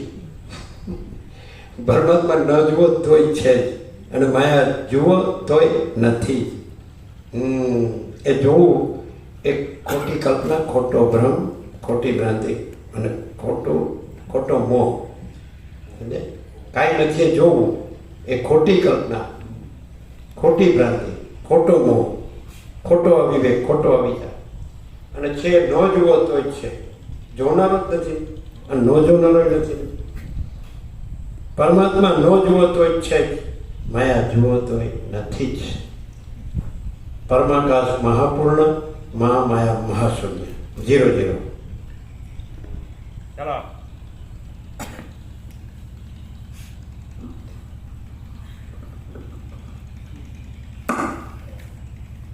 જેમ ચક્રી આદિનો કુંડાળો જળ કે જે પોતે પ્રવાહ રૂપે છે તેનો જ એક જાતનો ફેલાવો છે, તે પ્રમાણે અંદર અહંકાર આદિ અને બહાર આકાશ આદિ આ સર્વ જગત આત્મા ચૈતન્યના જ વિવર્ત રૂપ ફેલાઈ રહેલું છે. જળ કે જે પોતે પ્રવાહ રૂપે છે, વિવર્ત એટલે ભ્રમ, ભ્રમ માત્ર, કલ્પના માત્ર, ભ્રમ માત્ર, અજ્ઞાન માત્ર. જળ કે જે માં જ રહે છે. એ છેલ્લી જે લાઈન છે એ ફરી છે, છેલ્લી લાઈન. જ્યારે જળ કે જે પોતે પ્રવાહ રૂપે છે તેની જો ચક્રી આદિ કંઈ ન થતું હોય તો તે પોતાના શાંત સ્વરૂપમાં જ રહે છે. તે રીતે જ્ઞાન વડે કે મહાપ્રલયમાં જ્યારે એ ચૈતન્ય તત્વનો જગત રૂપે વિવર્ત શાંત થઈ જાય, જ્ઞાન વડે કે પ્રલયમાં. સમજે? તો અત્યારે સીધું જ્ઞાન છે તો પછી ભ્રમ નથી, વિવર્ત નથી, એ ચિદાકાશ છે. જ્ઞાન વડે તો જ્ઞાન જ ચિદાકાશ છે અને ચિદાકાશમાં ભ્રમ નથી. જ્ઞાન વડે કે પ્રલય વડે તો જ્ઞાન જ છે અને જ્ઞાનમાં અજ્ઞાન સંભવ નથી, એટલે વિવર્ત સંભવ નથી. એ તો ભ્રમ છે, કલ્પના છે, ભ્રમ છે, અજ્ઞાન છે તો છે જ નહીં. એટલે જ્ઞાન છે એટલે ચિદાકાશ જ છે. ભ્રમવાળાને ખબર ન પડે હું આ છું ને જગત છે ને મારા પૈસા છે ને ભોગો છે એને ખબર ન પડે, પણ આ હું કાંઈ નથી ને જગત કાંઈ નથી, પૈસાને ભોગો કાંઈ નથી. એટલે સીધું જ્ઞાન તો છે જ. એ જે ભ્રમ નથી ત્યાં જે સાક્ષી જ્ઞાન છે કે નહીં એ જ ચિદાકાશ છે. તો જ્ઞાન વડે, પણ કોના જ્ઞાન વડે? જેમાં ભ્રમ કાંઈ ન હોય એ જ્ઞાન વડે. પછી જેમાં જીવ જગતનો ભ્રમ હોય, મારા પૈસાનો ભોગોનો ભ્રમ હોય, હું મારોનો ભ્રમ હોય ને રાગદ્વેષ પોતાના પારકા એવો ભ્રમ હોય, ભેદાભેદનો ભ્રમ હોય. જ્ઞાન ક્યાં જ્ઞાન હોય? જ્યાં કોઈ ભ્રમ ન હોય, જ્યાં કોઈ કલ્પના ન હોય, જ્યાં કોઈ અજ્ઞાન ન હોય, જ્યાં કોઈ મોહ ન હોય, જ્યાં કોઈ અવિવેક વિચાર ન હોય, જ્યાં આ હું દેહ છું, પુરુષ છું, સ્ત્રી છું આ બધું ન હોય. આ કુંડાળું સમજાય? જ્ઞાન વડે સીધું. પ્રલયનું કામ રાજવાની? પ્રલય ક્યારે આવશે કોણ જાણે? અને આ તો અત્યારે જ્ઞાન છે, જ્ઞાન જ ચિદાકાશ છે. વસીને રામે પૂછ્યું કે યોગ અને જ્ઞાન, યોગનું દ્રષ્ટાંત કાપતો શું આપ્યો? યોગ ચિત્તવૃત્તિ નિરોધ, પ્રાણ ને ચિત્તનો નિરોધ, તો પછી તોય ચિદાકાશ છે, અહમનો નિરોધ. અને જ્ઞાન તે તો જ્ઞાન પોતે જ ચિદાકાશ, પણ હું નહીં લાવવાનું, એ તો મરી ગયા. જ્ઞાનને, યોગને ક્રિયા કરવી પડે. ચાલો યમ, નિયમ, આસન, પ્રાણાયામ, પ્રત્યાહાર, ધારણા, ધ્યાન, સમાધિ, પાછળથી તો ક્રિયા શાંત થઈ જાય અંદર જાઓ એટલે. અને જ્ઞાન તો જ્ઞાન જ છે, જ્ઞાન જ ચિદાકાશ છે. એટલે વસિત કહે છે કે હું જ્ઞાનને શ્રેષ્ઠ ગણું. પણ પછી કોઈ પણ માર્ગથી માણસ છે એ અહમ છે, એ ભ્રમ છે, નથી એમ કરીને ચિદાકાશ રહી શકે. ચિદાકાશ પ્રાપ્ત થતું નથી. અહંકારનો ભ્રમ નથી, જગતનો ભ્રમ નથી ને ચિદાકાશ જ છે. એવી રીતે એ જ્ઞાન છે તો એ જ્ઞાન જ છે અને એ ચિદાકાશ જ છે. જે જ્ઞાન છે એ પોતામાં ચિદાકાશ છે અને જ્ઞાન છે એ પોતામાં અહંકારનો ભ્રમ, જગતનો ભ્રમ કાંઈ નથી. એટલે એ સહજ છે. તો જ્ઞાન વડે પછી પ્રલય વડે કામ રાજો હોય ને, પ્રલય થશે ને એટલે પછી હું ચિદાકાશ રહીશ. અરે પણ હું જ નથી, હું અને ચિદાકાશ જ છે. હવે એમ આપણે એમ કે હું નથી તો શૂન્યતા લાગે. અચ્છા, મહાચિદાકાશ સબ કુછ है, मैं कुछ नहीं है, तो एक ज्ञान છે કે નહીં? એક જ્ઞાન છે જ મહાચિદાકાશ સબ કુછ है. અને माचिदा का सब कुछ है જ मैं कुछ नहीं है સમજાય સૂર્ય પોતાથી સૂર્ય જણાય છે અને સૂર્ય પોતાથી પોતામાં રાત્રિનો અંધકાર નથી એવું જણાય છે એમ જ્ઞાન જ પોતાથી माचिदा का सब कुछ है જણાય છે અને જ્ઞાન જ પોતામાંથી પોતામાં मैं कुछ नहीं है જણાય પણ मैंने જો પોતાનું સ્વરૂપ માનો ને તો એમ લાગે હું શૂન્ય પણ माचिदा का પછી હું ન લઈ જાઉં ત્યાં આ कुछ नहीं वाળાને ત્યાં નહીં લઈ જવાનું साक्षी ने नहीं ले जाओ तूर्य नहीं तो माचिदा का सब कुछ है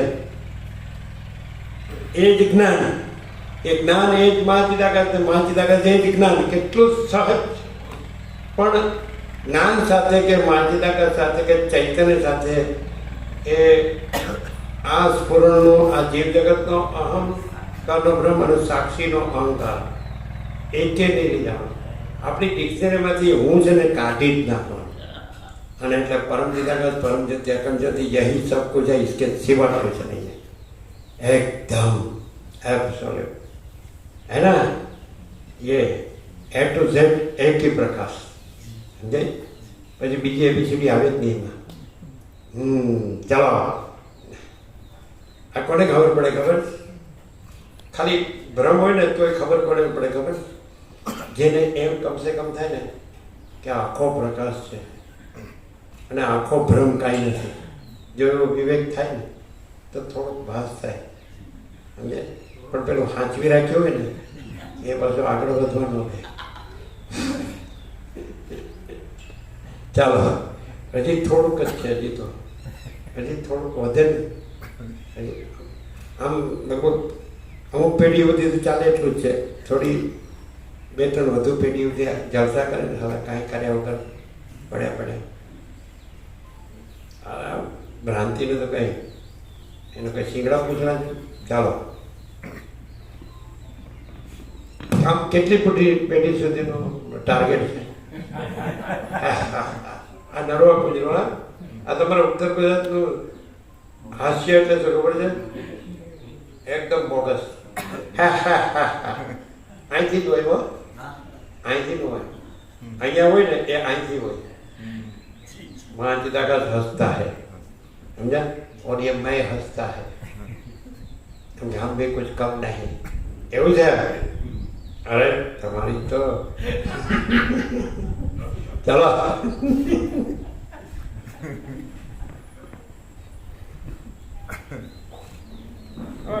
એમ થાય નહીં ને આપણે કંટાળ્યા હોય થાક્યા હોય આમ તેમ તો થોડું આરામ મળે અને થોડું મનોરંજન મળે સાંભળવામાં મજા આવે એવું લાગે એન્ટરટેનમેન્ટ એક તમાશો પણ વસીટનો તમાચો છે ને એ ભાન લાવી દેવું આ તમાશો નથી ચાલો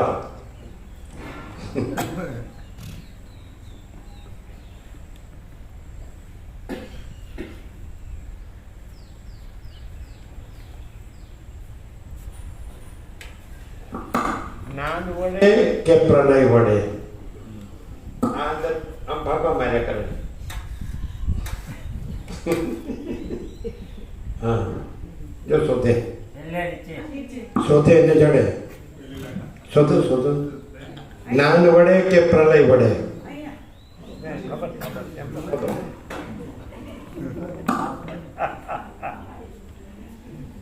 તે રીતે જ્ઞાન વડે કે મહાપ્રલયમાં જ્યારે એ ચૈતન્ય તત્વનો જગત રૂપે વિવર્ત શાંત થઈ જાય ત્યારે તે પરમ તત્વ સ્ફુરણ વિના શાંત પવનના જેવું અને કેમ જાણે આકાશના જેવું નિર્વિકાર અને શૂન્ય હૃદયવાળું થઈ ગયું હોય તે પોતાના શાંત નિર્વિકાર સ્વરૂપમાં જ રહે છે એમ છે ત્યારે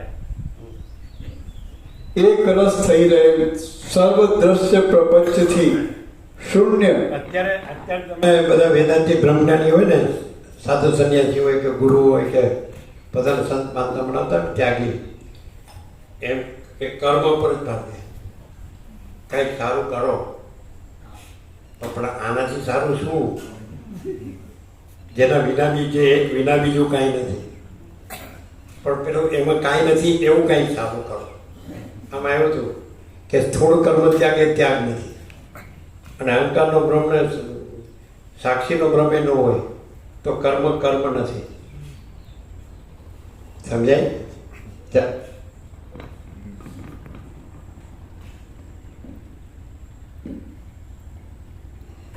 અને કર્મ શેમાં આવે ખબર છે?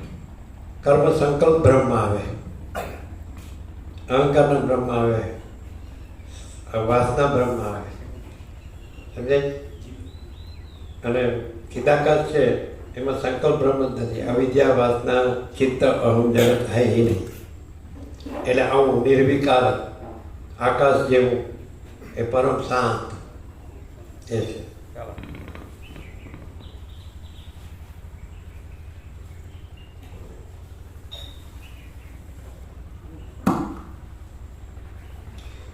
એક રસ થઈ રહેલ સર્વદ્રશ્ય પ્રપંચથી શૂન્ય અને આભાસથી પણ રહી કેવળ ચિન્માત્ર બ્રહ્મ તત્વ જ વિવર્ત રૂપે આ જગતને આકારે દેખાય છે. તે વિના આ જગતનું અને તેની અંદર પ્રસરેલા અનેક કાર્યોનું બીજું કાંઈ પારમાર્થિક રૂપ ઘટી શકતું નહીં. અહીંયા ખાસ ધ્યાન રાખવાનું કે અહીંયા સાક્ષી સાક્ષ્યથી જે ઉપદેશનો ઉપચાર છે એટલે પોતાનું શબ્દ આવે ને, પોતાનું સ્વરૂપ એ પોતાનું કાઢી નાખવાનું. એ સ્વરૂપનું સ્વરૂપ પોતે કોઈ છે જ નહીં, પોતે બીજા. સમજાય? સાક્ષી પણ નથી ને આ દ્રષ્ટા પણ નથી. એટલે અહીંયા મિસ્ટેક થવાનું સંભવ છે. એટલે હું રાખે જ ને એટલે ત્યાં ફેલ જાય. અને આમાં હું નથી ને એટલે ચાલો. એ નિર્વિકાર પરમ તત્વ કે જે ખરી રીતે એક જ છે તે પ્રવાહમાં જેમ સ્વાભાવિક રીતે જળ રહેલ છે તેમ પોતાના શુદ્ધ સ્વરૂપમાં જ રહેલ છે. જેમ અંધારામાં સર્પના પગ દેખવામાં નથી આવતા તેમ સંકલ્પથી રહિત થઈ ગયેલા જ્ઞાની પુરુષને પણ ચિંતા, લાજ, હર્ષ, ભય, સ્મૃતિ, કીર્તિ અને ઈચ્છા ઇત્યાદિને ઉત્પન્ન કરનારા સર્વ વિશેષણ કૌંસમાં મનનો લય થઈ જવાથી દેખવામાં આવતો નથી. આ સૃષ્ટિ કે જે નેત્ર આદિ ઇન્દ્રિયના જ્ઞાનથી જ અનુભવમાં આવવાથી બ્રહ્મરૂપ ચંદ્રબિંબથી સ્ફુરેલા ચિદાભાસ જીવરૂપ ચાંદીના અંશરૂપ નેત્ર આદિ વડે થતા જ્ઞાનરૂપી અમૃતના રસ જેવી છે તેનો પોતાના આધારરૂપ દિશા અને કા એ બંનેનું નિરવય અને નિષ્ક્રિય પરબ્રહ્મમાં અસંભવ હોવાથી બ્રહ્મથી જુદી પડી શકતી નથી. એ પ્રમાણે તે પરમ તત્વ કે જે પોતાથી અભેદ ભાવે રહેલા આ જગતના આકારે દેખાય છે તે સર્વત્ર એક સરખી રીતે સત, ચિત્ત અને આનંદ રૂપે પ્રકાશી રહેલ છે. તેની અંદર ચાલો હવે તમે દ્રષ્ટાદર્શ્ય બ્રહ્મથી જોઈ રહ્યા છો ને, બધું જોઈ રહ્યા છો, બરાબર? જાણીએ તો અમને જોઈ રહ્યા છો ને, તમે કોણ હોય છો? દ્રષ્ટા હોય છો કે સાક્ષી હોય છો? સગત છે તો પ્રભુ એટલે શું?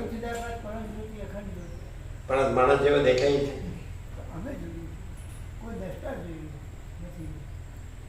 પણ ન હોય તો દેખાય કેવી રીતે? અને કેવી રીતે પરમ ચિદાકાશ પરમ જ્યોતિ અખંડ જ્યોતિ? બીજું કશું પ્રકાશનું નહીં, પરમ શાંતિ, પરમ આનંદ જ પ્રકાશ છે. આખે પર આનંદ, સબ સમાન સબ આનંદ. કોક તો લેવા દેવા હશે, કોકની આને કોઈ નાનું મોટું વધુ ઓછું એક જ અદ્વિતીય આકાશ છે, એક જ અદ્વિતીય પરમ ચિદાકાશ. શું કીધું? આકાશ આકાશ શૂન્ય, એમ કે આ શૂન્ય છે. હે આકાશ આકાશ કીધું એટલે શૂન્ય જ કહેવાય. આ દેખાય કે નહીં? હા તો પછી જોયું અહીંથી એ અહીંથી આટલું જ છે. જેને પ્રકાશ દેખાય એને પરમ ચિદાકાશ પરમ જ્યોતિ અખંડ જ્યોતિ દેખાય. જેને આકારનો ભ્રમ દેખાય એને આટલું જ દેખાય. પ્રકાશ દેખાય કે નહીં? કેવી રીતે ખબર પડે પ્રકાશ દેખાય છે? એના અહીંયા પ્રકાશ દેખાય છે, આખો પ્રકાશ દેખાય દેખાય ને, એટલે એ પ્રકાશમાં આકારનો ભ્રમ નથી. એ આખો પ્રકાશ છે ને આખો આકારનો ભ્રમ નથી, છે કે નહીં? એ પરમ ચિદાકાશ પરમ જ્યોતિ અખંડ જ્યોતિ છે. દ્રષ્ટાપણું પણ નથી ને સાક્ષીપણું પણ નથી, દ્રશ્ય પણ નથી ને સાક્ષ્ય પણ નથી, અને આખો પ્રકાશ છે ને. ચાલો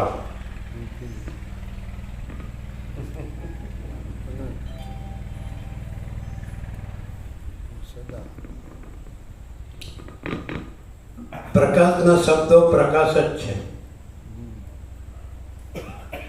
આકારના શબ્દો ભ્રમ છે.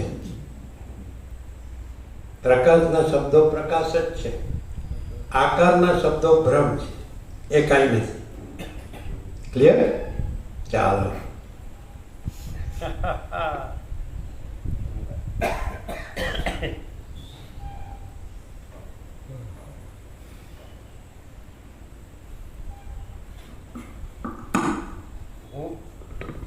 એ પ્રમાણે તે હું છે એ પ્રકાશમાં આવે કે આકારમાં આવે?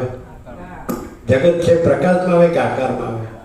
હું મારું, આ સ્ત્રી પુરુષ, આ ગરીબ તવંગર રાય રંગ, બડા છોટા ભલા બુરા, આ બાળક યુવાન વૃદ્ધ, આ સંસારી ત્યાગી વિદ્વાન મૂર્ખ, ઊંચ નીચ, આ સેવા આવે ભ્રમ, એટલે કાંઈ નહીં.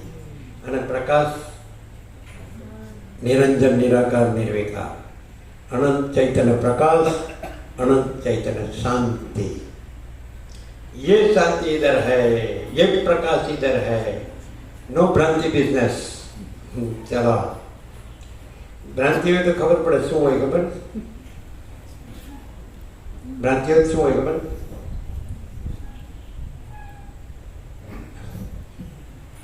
जवा जेव बध नहीं कहवा, वो खोटू बधु कहवा. हम लेता नहीं है, देता है तो ना पड़ता नहीं. हाँ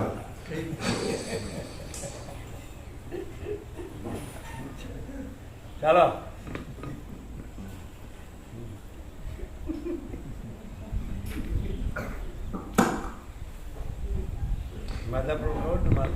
माधवप्रभु बापूपुरा खाती નું લેકો જો પણ ટોપી પહેરતા, બહુ હસતું ગાતા, કુટીરે આવતા, ગળતા સ્વીકારે, સેવા કરવા મંડી જાય શ્રાવણ લઈ. એટલે એવું કે હું પૈસાને અડતો નથી.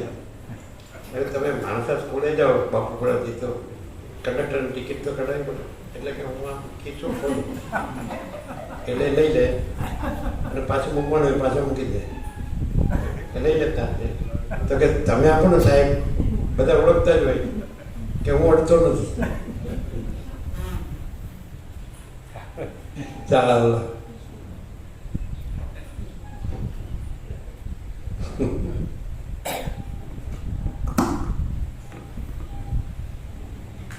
એ પ્રમાણે તે પરમ તત્વ કે જે પોતાથી અભેદભાવે રહેલા જગત આકારે દેખાય છે કે ચલો જ્ઞાન થયું ને, શબ્દ જ્ઞાન એ શું કે ખબર? કે તમે જ્ઞાન થયું તો મતલબ ગીતામાં કૃષ્ણ કહે સમલોષ્ટાત્મ કાંચન, માટીનું ડેપું પથ્થર સોનું સમાન છે, એ જ જ્ઞાન ગણી ગયો. તો કે સોનું દેહને અડે છે, મને અડતું નથી. સમજાય? હું તો નિર્લેપ સાક્ષી. સમજાય? સોનું કોને અડે? દેહ. હું દેહ નથી એટલે મને અડતું નથી. પેલા રામ કીધું ને, દેહનું નામ રામ છે, હું દેહ નથી માટે હું રામ નથી. એમ હું સોનું નથી અને સોનું દેહને અડે, મને અડતું નથી. હું તો સાક્ષી. એ કે તો તમે સોનું નથી ને, લાવો ને. તો હું કે ખબર, તમે સાક્ષી છો, તમારે શું જરૂર?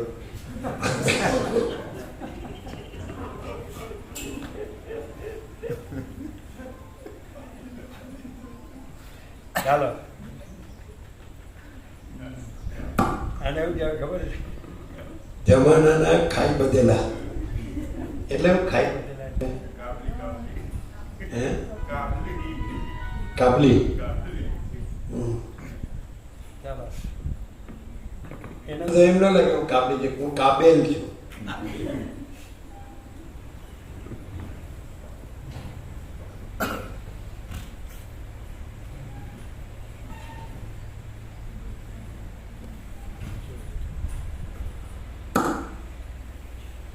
એ પ્રમાણે તે પરમ તત્વ કે જે પોતાથી અભેદભાવે રહેલા જગતના આકારે દેખાય છે તે સર્વત્ર એક સરખી તે સચિત અને આનંદ રૂપે પ્રકાશી રહેલ છે. તેની અંદર કોઈ ઠેકાણે દેહ વગેરેમાં વિશેષ અભિમાન બંધાઈ જવાથી દેહ આદિ જે અનુકૂળ હોય તેમાં રાગની અને જે પ્રતિકૂળ હોય તેમાં દ્વેષની કલ્પના કરી લઈ અનેક પીડાઓનું પાત્ર થઈ રહેલો અહંકાર કેમ જાણે ચૈતન્ય તત્વથી પોતે જુદો હોય તેમ દેખાયા કરે છે. ખરેખર તે તો ભ્રાંતિ. ખરેખર શું છે? સવારે કીધું ને, અનંત સંપૂર્ણ અસ્તિત્વ है, वो सत अनंत संपूर्ण अस्तित्व प्रकाश रहा है, वो चित्त और अनंत संपूर्ण अस्तित्व पूर्ण है, वो आनंद.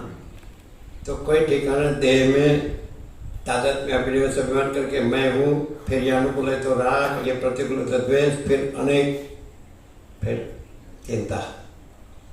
लेकिन वास्तव में अनंत संपूर्ण अस्तित्व सत्य चित्त आनंद ही है. और ये देह का भ्रम और उसमें मैं मेरा का भ्रम और उसमें राग और द्वेष, ये चाहिए नहीं चाहिए कुछ नहीं है, है ना? चला हाँ.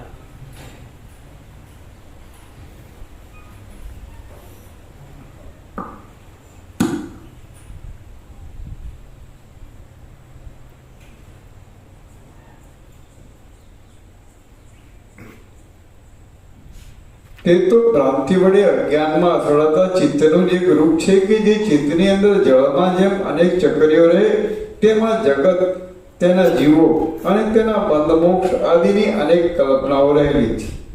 અંદર ડૂબકી મારવાના અને પછી બહાર નીકળવાના કોલાહલથી રહી તથા જળના વિવર્ત રૂપે દેખાતા ચક્રીઓના કુંડાળા વડે નાશ ન પામતી અનાદિકાળની સૃષ્ટિરૂપી ઝાંઝવાના જળની નદી તેના સ્વરૂપનું ખરેખર જ્ઞાન થતા તત્કાળ નાશ પામી જાય છે. तत्काल જેમ तत्काल अभी जान लिया कि ज्ञान है चिदाकाश है, फिनिश, फिर ब्रह्म है, ये दृश्य ब्रह्म है कि नहीं? तत्काल ज्ञान ने ज्ञान को जान लिया, ज्ञान चिदाकाश है, हम शुद्ध चिदाकाश, ये ब्रह्म है ही नहीं, दृष्टा दृश्य कुछ नहीं है ना?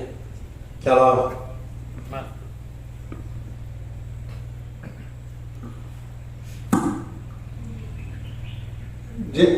જેમ જળ ચક્રીઓ રૂપે જોવામાં આવે છે અને ધુમાડાનો ઘાટો સમૂહ એકરસ થઈ જવાથી છેટેથી વાદળા રૂપે દેખાય છે તે પ્રમાણે અજડ કૌંસમાં ચેતન આત્મા અને જડ મન એ બંનેના કરતા વળી સૃષ્ટિ ત્રીજી જ તરેની જડ અને ચેતન રૂપે જોવામાં આવે છે કે જે જડરૂપ છે અને સત્યતા રૂપે સ્ફુરી આવવાથી એ અંશમાં અજડ ચેતન પણ કહી શકાય છે.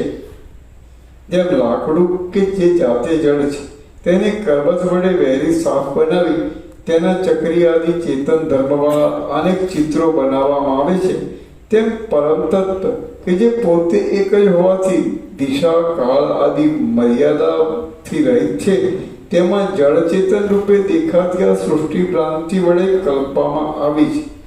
પોતાના સ્વરૂપથી મિથ્યાપણાને લીધે કોમળ દેખાતા છતાં અધિષ્ઠાન સત્તાથી પથ્થરની પેઠે અતિ દ્રઢતાવાળા તથા સ્ફટિકની શિરાની અંદર પ્રતિબિંબવાળા થયેલા કેળના થાંભલામાં અને અધિષ્ઠાન ચૈતન્યમાં રહેલી આ સૃષ્ટિમાં સંકલ્પ વડે કલ્પી કાઢેલી પાંદડાની વિલક્ષણતા વિના કશું વિલક્ષણપણું જણાતું નથી.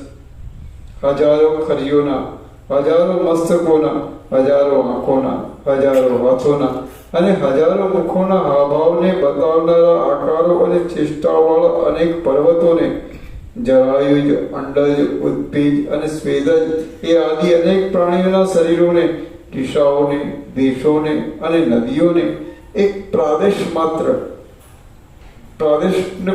અંગૂઠો અને તેની પાસેની આંગળીએ બંને વચ્ચેનો ભાગ તે પ્રાદેશ કહેવાય છે.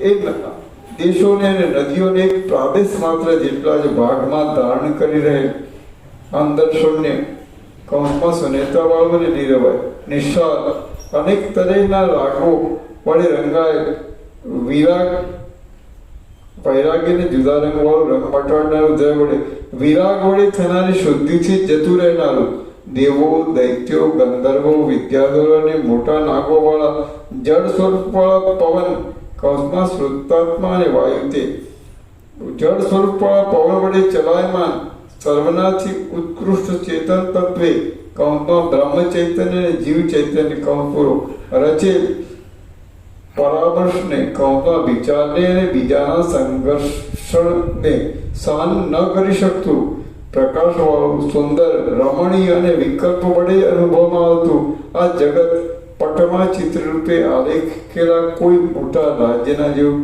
આભાસ માત્ર જ છે. અને એ આકાશાદી પ્રપંચને પોતે જુદો રહી જાણનારો છે એમ પણ નથી. સાક્ષી પણ નથી. સાક્ષી પણ નથી, એને જુદો રહી જાણનાર પણ નથી, અને પોતામાં પોતે જ છે. એ તુર્યાતી અનંતમાં અનંત અનંત હી હૈ. અનંત પોતામાં બીજું થાય ને પછી એને સાક્ષી રૂપે જાણે એવું નહીં. બીજું થાય છે એવું નથી, એનો કરતા નથી, એનો સાક્ષી નથી. અનંત અનંત હી હૈ. अनंत में अनंत ही है ना. अनंत ही अनंत है. साक्षी रूपे जाननार पण નથી, સૂર્ય પણ નથી. એનો કરતા નથી એટલે કરતા એટલે ઈશ્વરે નથી, સૃષ્ટિ નથી, કોઈ શક્તિ નથી કરતા, ઈશ્વરે નથી, અને સાક્ષી નથી પરમાત્મા, અને પોતામાં પોતે જ છે. એટલે મહાચિદાકાશ પોતામાં મહાચિદાકાશ જ છે. એને ચાલવા બધી રીતે આ વખતનું નિર્વાણ એકદમ ફૂલ પ્રકાશ. જરાક કલ્પના ભ્રમ એવું કંઈ છે જ. નો દ્વૈત બ્રહ્મ બિઝનેસ, નો દ્વૈત બ્રહ્મ બિઝનેસ.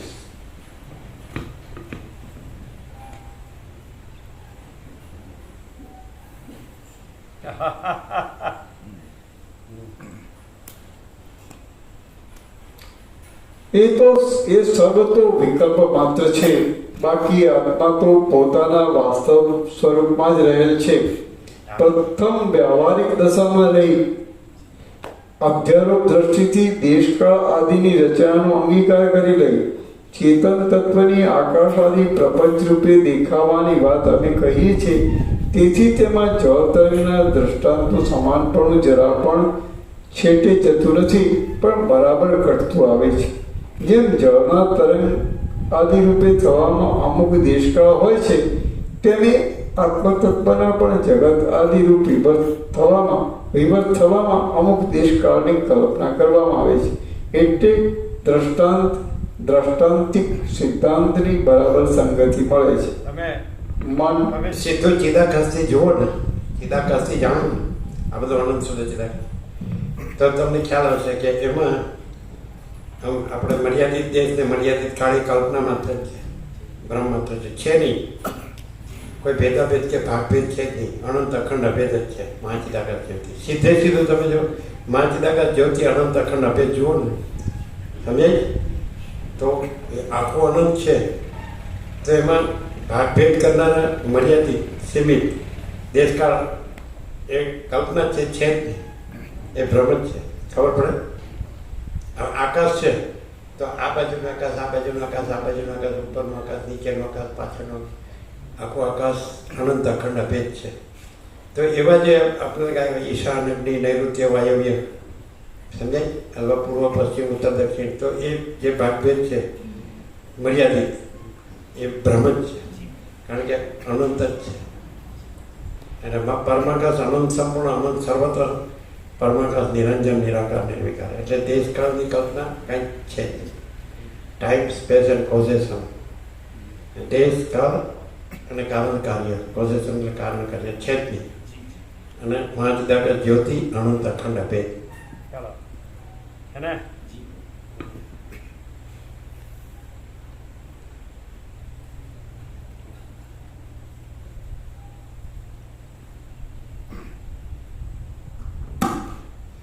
મન, અહંકાર અને બુદ્ધિ આદિ જે કાંઈ વિકલ્પ રૂપે સ્ફોરે છે તે સર્વને તમે અવિદ્યા રૂપ જ છે એમ સમજો, અને તે પુરુષ પ્રયત્ન વડે તરત નાશ પામી જાય છે.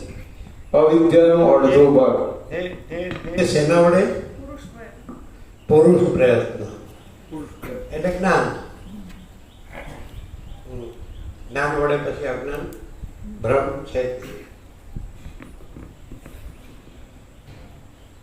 અવિદ્યાનો અડધો ભાગ કે જે સ્થિત પુત્ર ધનાદિમાં મમતાનો અધ્યાસ થવામાં કારણરૂપ છે તે વિનય, નમ્રતા, દાન, સન્માન આદિથી પોતે વશ જેવા કરી લીધેલા તત્પજ્ઞ મહાત્માઓ સાથે પરસ્પર વાર્તાલાપ વગેરેથી પ્રથમ ભૂમિકાનો લાભ થઈ અભ્યાસ કરેલા તીવ્ર વૈરાગ્ય આદિ સાધનની સિદ્ધિ થતા નાશ પામી જાય છે.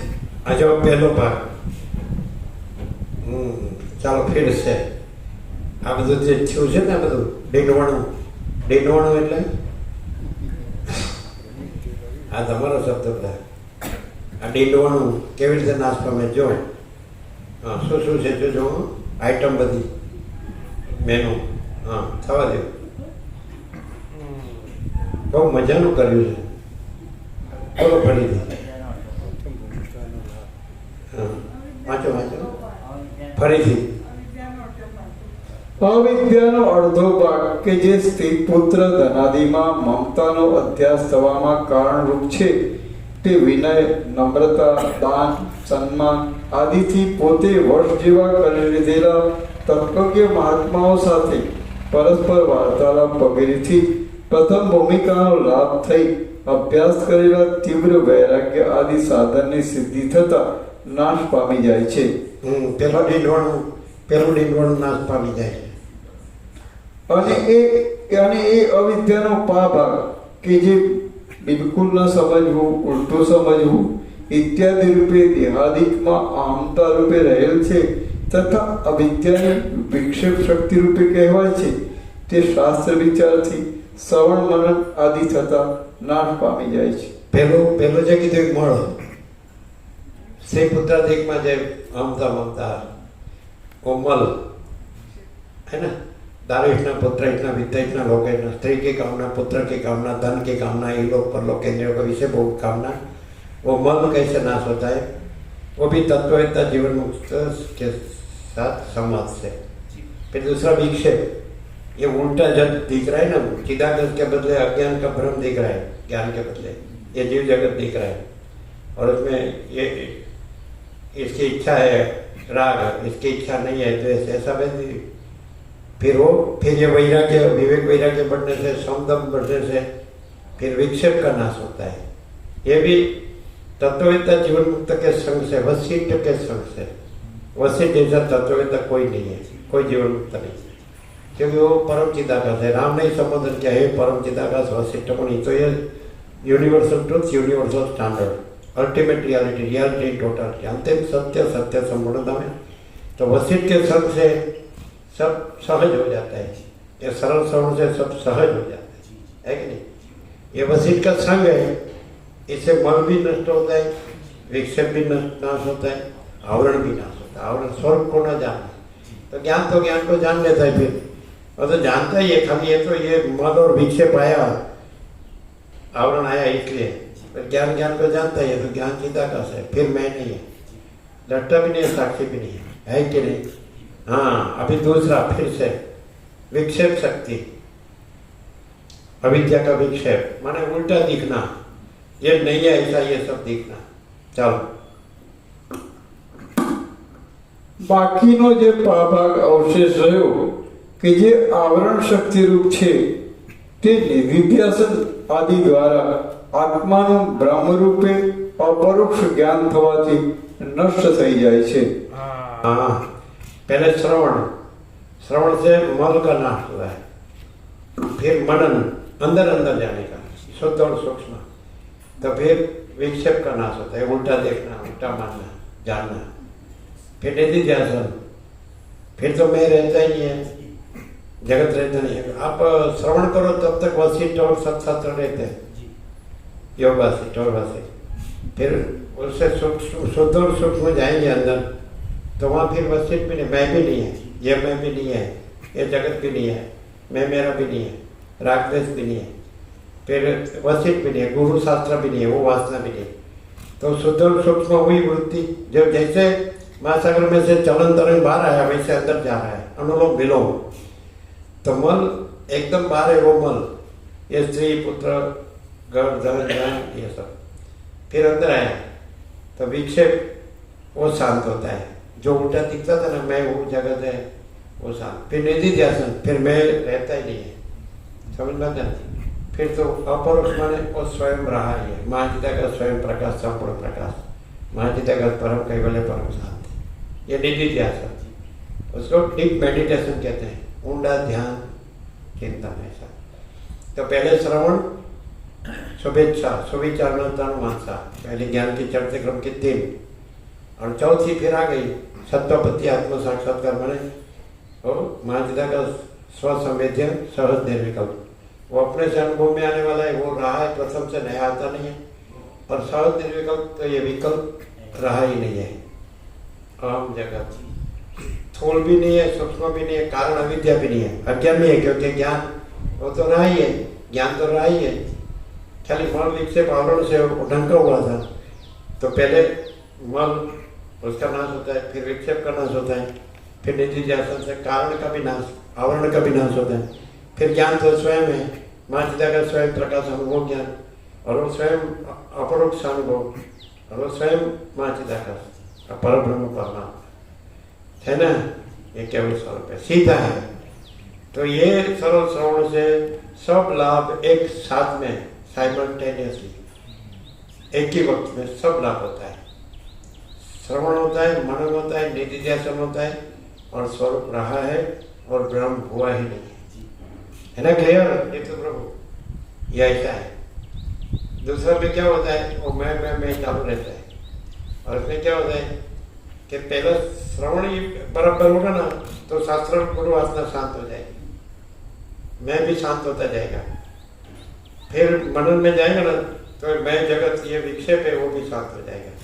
निधि ध्यान में जाएगा तो मैं जगता है ही नहीं, और वो स्वयं प्रकाश शुद्ध चैतन्य है, महाचिदाकाश, और वो स्वसंवेद्य है। उसका अनुभव वो अपने से अनुभव में आने वाला है, स्वसंवेद्य। और सहज निर्विकल्प, तो सहज विकल्प है ही नहीं, मैं जगत आवरण विक्षेप में है ही नहीं। क्लियर है? एकदम स्ट्रेट है, डायरेक्ट इंटरनेशनल हाईवे। चलो धोड़ी राजमार्ग, लेकिन किसके लिए? फिर डॉक्टर का बड़ा दृष्टांत देते हैं कि नेवला होता है, नेवला नोड़ियो, तो छोकरा हो ने पगे एनी पूछनी ईंटाड़ू बांधी दे, ईंट का टुकड़ा होता है तो मान देता है, तो उसको दर में जाकर विश्राम लेना है, लेकिन वो टुकड़ा हिलता है तो बाहर आ जाता है।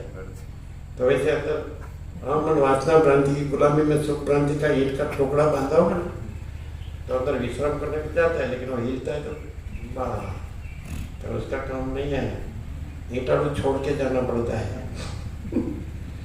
वो 4 थे ना, 4 यमुना पार करने के लिए नर्मदा, तो बराबर ढींचा हुआ था, रात में पूरा बराबर ढींचा हुआ था, पिया हुआ था। फिर मारा हर सारी रात, तो सब सुबह दशा उतर गया, देखा साला उधर का उधर ही है, सामने का किनारा आया नहीं, तो कहते साला लंगर छोड़ा ही नहीं। हाँ, माया भोग वासना भ्रांति में से लंगर छोड़ा नहीं और हले सब मारता है, तो सामने का किनारा कहाँ से आएगा? चलो ईश्वर को मारो जोर से हले सा, लंगर छोड़े हो गए। साला के लंगर साला धड़ियानी का लंगर साला मजबूत है, मैं कुछ नहीं है, तो अपने लगे साला मैं कुछ नहीं है, तो महाचिदा का सब कुछ ऐसा नहीं है, धनी कुछ नहीं है, धड़ियानी सब कुछ है, मैं कुछ नहीं है। हाँ, मैं कुछ नहीं। चलो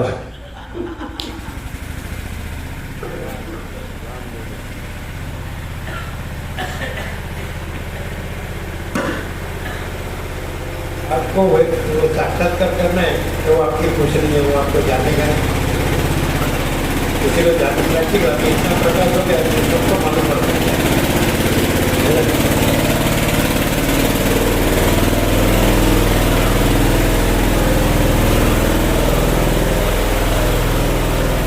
तो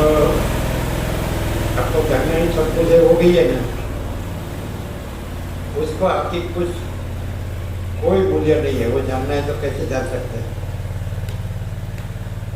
प्रैक्टिकल,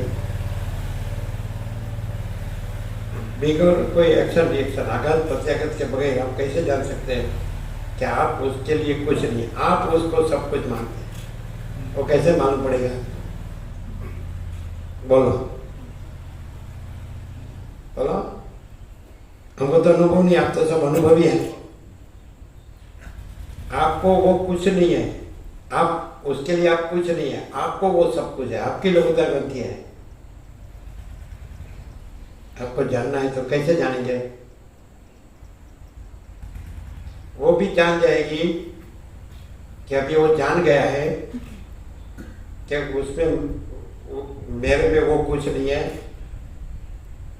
और वो भी जान जाएगी उसको अपनी महत्ता क्यों थी। आप लघुता ग्रंथि रखते थे, वो उसकी महत्ता थी।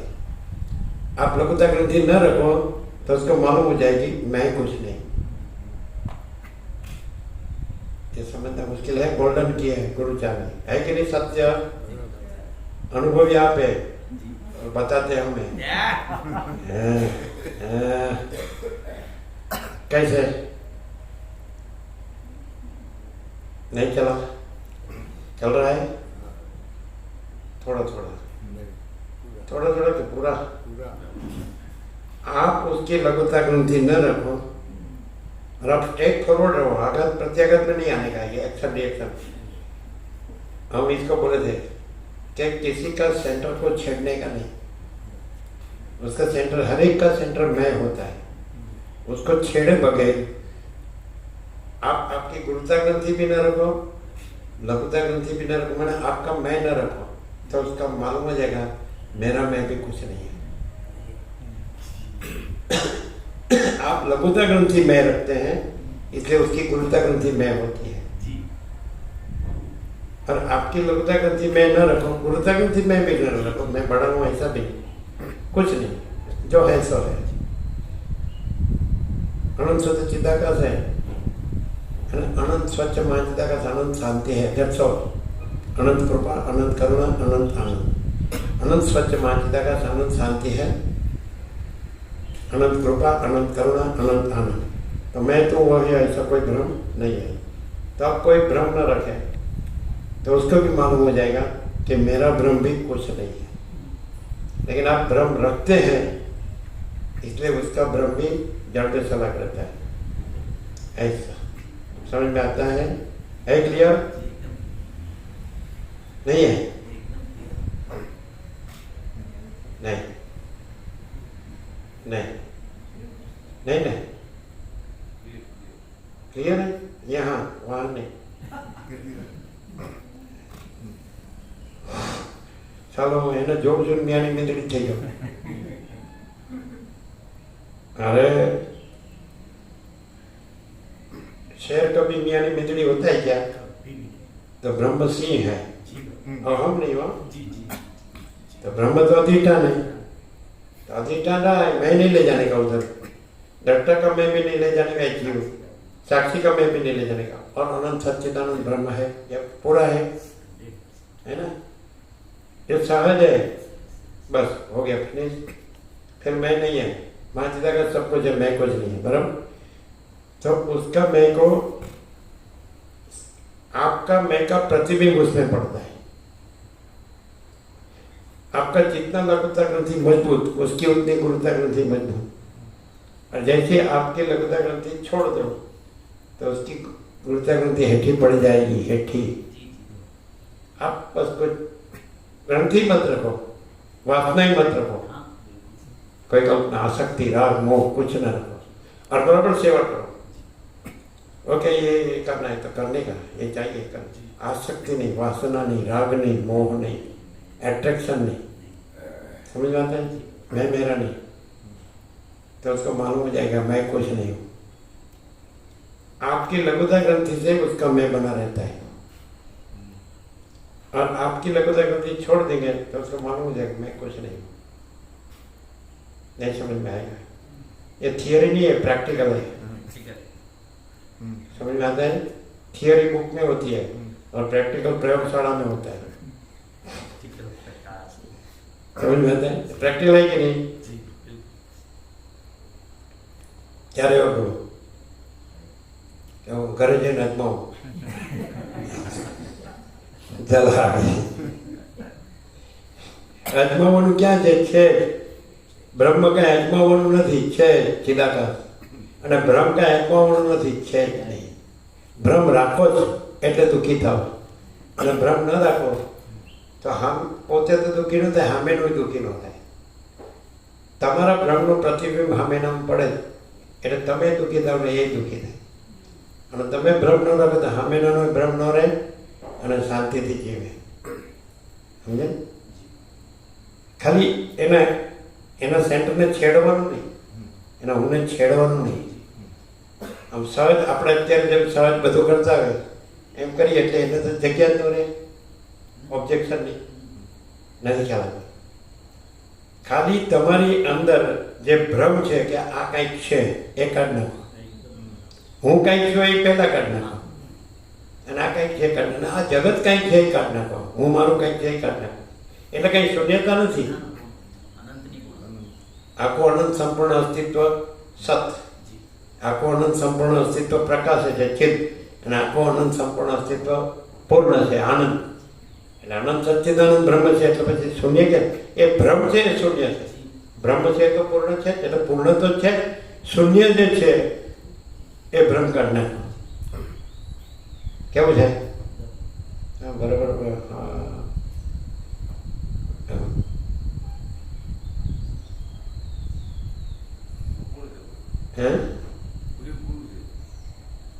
એને એમ ન લાગે કે આ ભાવથી બધું નથી કરતા. વ્યવસ્થા, વિવેક બધું કમ્પ્લીટ હોય, પણ લઘુતા ગ્રંથિ ન હોય, રાગ દ્વેષ ન હોય, હું તું મારું તારું ન હોય, ખેંચમતાણી ન હોય. સમજાય? વાસના ન હોય, આસક્તિ રાગ મોહ ન હોય. દુઃખ ન વધે, શાંતિ વધે, આનંદ વધે. આ આસક્તિ વાસના છે એનું દુઃખ છે ને એની અશાંતિ.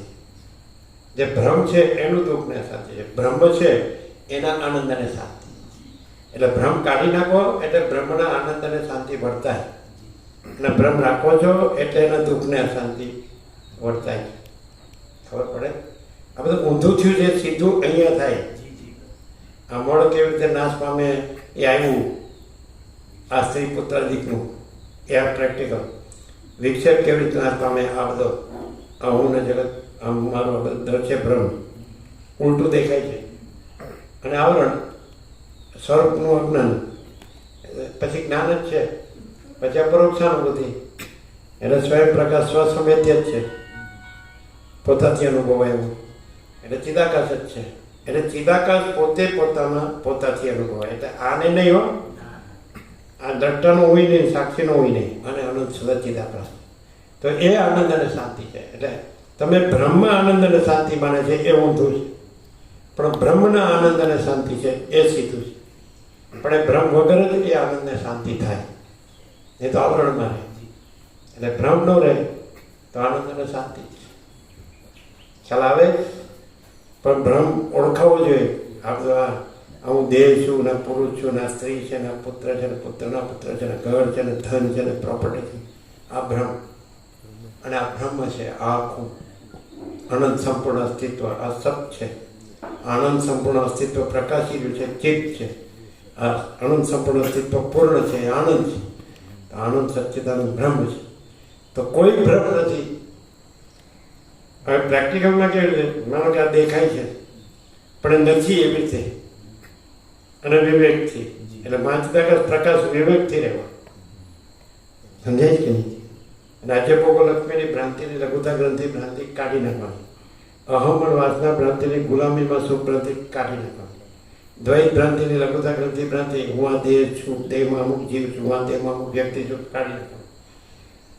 અને આખું અનંત સંપૂર્ણ અસ્તિત્વ સચ્ચિત આનંદ બ્રહ્મ છે, પૂર્ણ છે, પ્રકાશે છે અને પૂર્ણ છે. તો એ વર્તાય. અને તમે નથી એમાં એ લેવા જાઓ સત ચૈતન્ય આનંદ, અસત જળ નિરાનંદમાં. એટલે ઊંધું પડે. અને ઊંધું કાઢી નાખો એટલે સીધું જ છે જ. એવી રીતે મૂળ વિક્ષેપ આવરણ જાય. ચાલો અને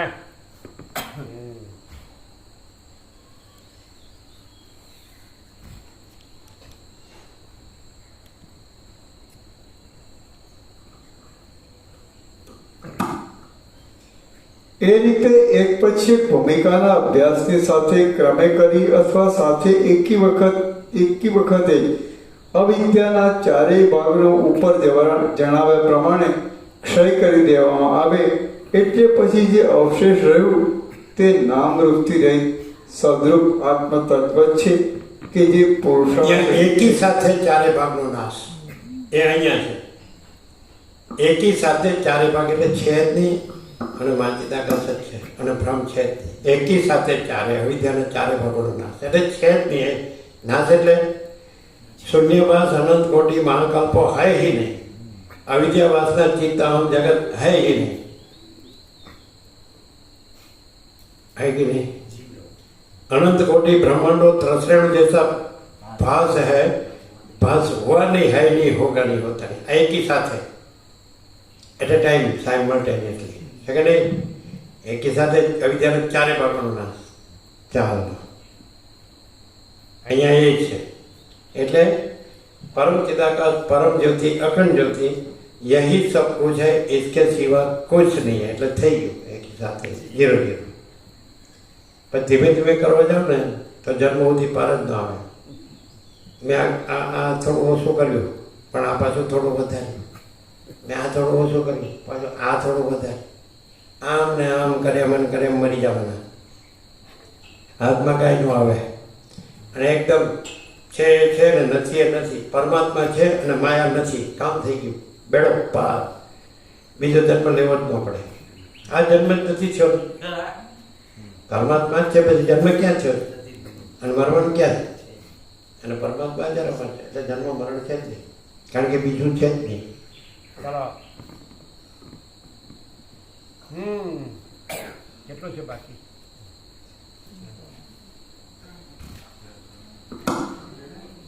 રામ બોલ્યા, મહાત્માઓ સાથે પરસ્પર વાર્તાલાપ કર્યાથી સી રીતે અવિદ્યાનો અડધો ભાગ નષ્ટ થઈ જાય છે અને ભાગ સી રીતે શાસ્ત્ર વિચારથી શ્રવણ મનન આદિ દ્વારા નાશ પામી જાય છે તથા બાકી રહેલો ચોથો ભાગ આત્માનું અપરોક્ષ જ્ઞાન થઈથી સી રીતે નાશને પ્રાપ્ત થાય છે તે કહો.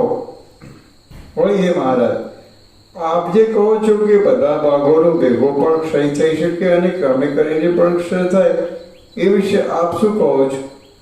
તેમજ જે બાકી રહે તે નામરૂપથી રહિત અને સત્તારૂપ જ રહે છે એમ જે આપે કહ્યું તેમાં સત્તારૂપ શું કહેવાય અને અસત્તા રૂપ શું કહેવાય એ સરળ આપ મને કહો. વશિષ્ઠ બોલે, જે પુરુષ પોતે ચિદાકાશ સત્તારૂપ અને ચિદાભાસ અસત્તારૂપ પતિ. આ જીવ જગત અસત્તા અને ચિદાકાશ સત્તા. ચાલો વશિષ્ઠ બોલ્યા, જે પુરુષ પોતે વિરક્ત હોય, શસ્ત્રરૂપી જ્વાળામય અગ્નિને ધારણ કરનારા થોડા જબરદસ્ત દૈત્યો સાથે પોતે બહુ સ્લો છે. બહુ સ્લો નહીં, થોડું સ્પીડ રાખો. થોડી સ્પીડ રાખો. ઝડપથી વાંચો. ઝડપથી વાંચો.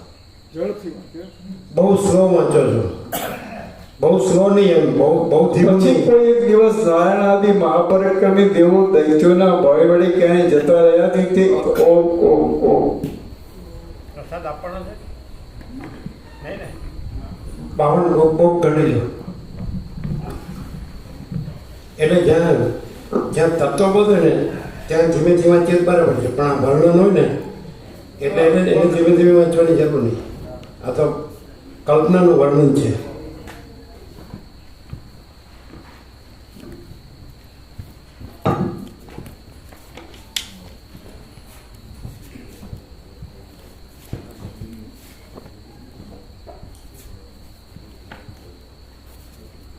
સોમા પ્રભુ ક્યાં ગયા? આ બધાને આપી દો.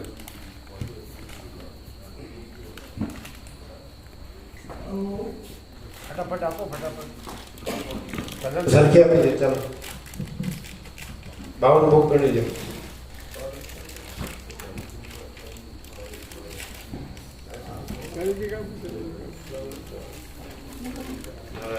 આનાથી ખૂબ થયું. આ નથી એટલું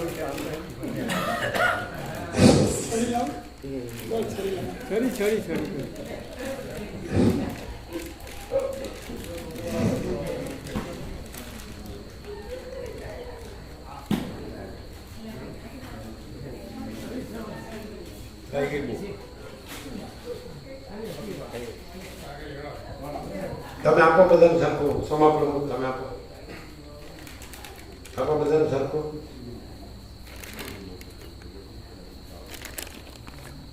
છરી વગર કાપ્યું ને? છરીથી જ કાપે. સમજાણું ને એનાથી કપે. અસંગ સત્રેણ દૃઢેર છિત્વા ગીતા કૃષ્ણ અસંગ અનાસક્તિ. સત્ય આ છરી નહીં. કૃષ્ણ કીધી એ અસંગ.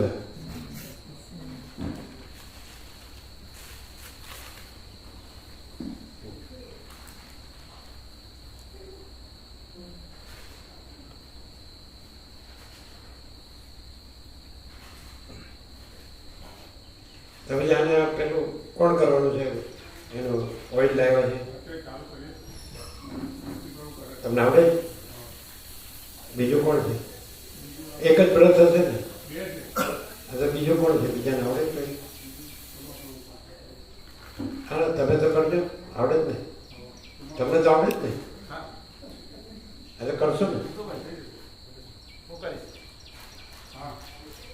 એ 5 છે એટલે 5 લીટર થઈ જશે ને બધાને. ક્યાંય કોરું ન રહે. હવે ક્યાંય કોરું ન રહે.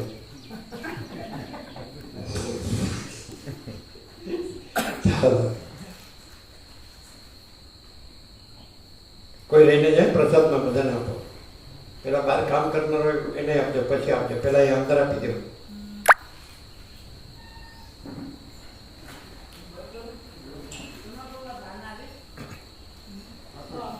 અહીંયા બાકી છે ને બધા?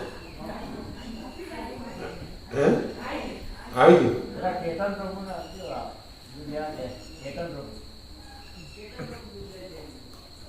અહીં આવે જ છે. કેતન પ્રભુ આવે જ છે. અહીંયા જે બાકી હોય આપી દો. પેલા કામ કરનારા બધાને આપે. સેવા કરનારા થઈ ગયું?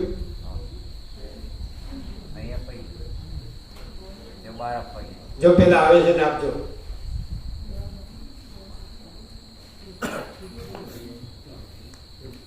આપી દીધું બધાને? પછી ગયું ને?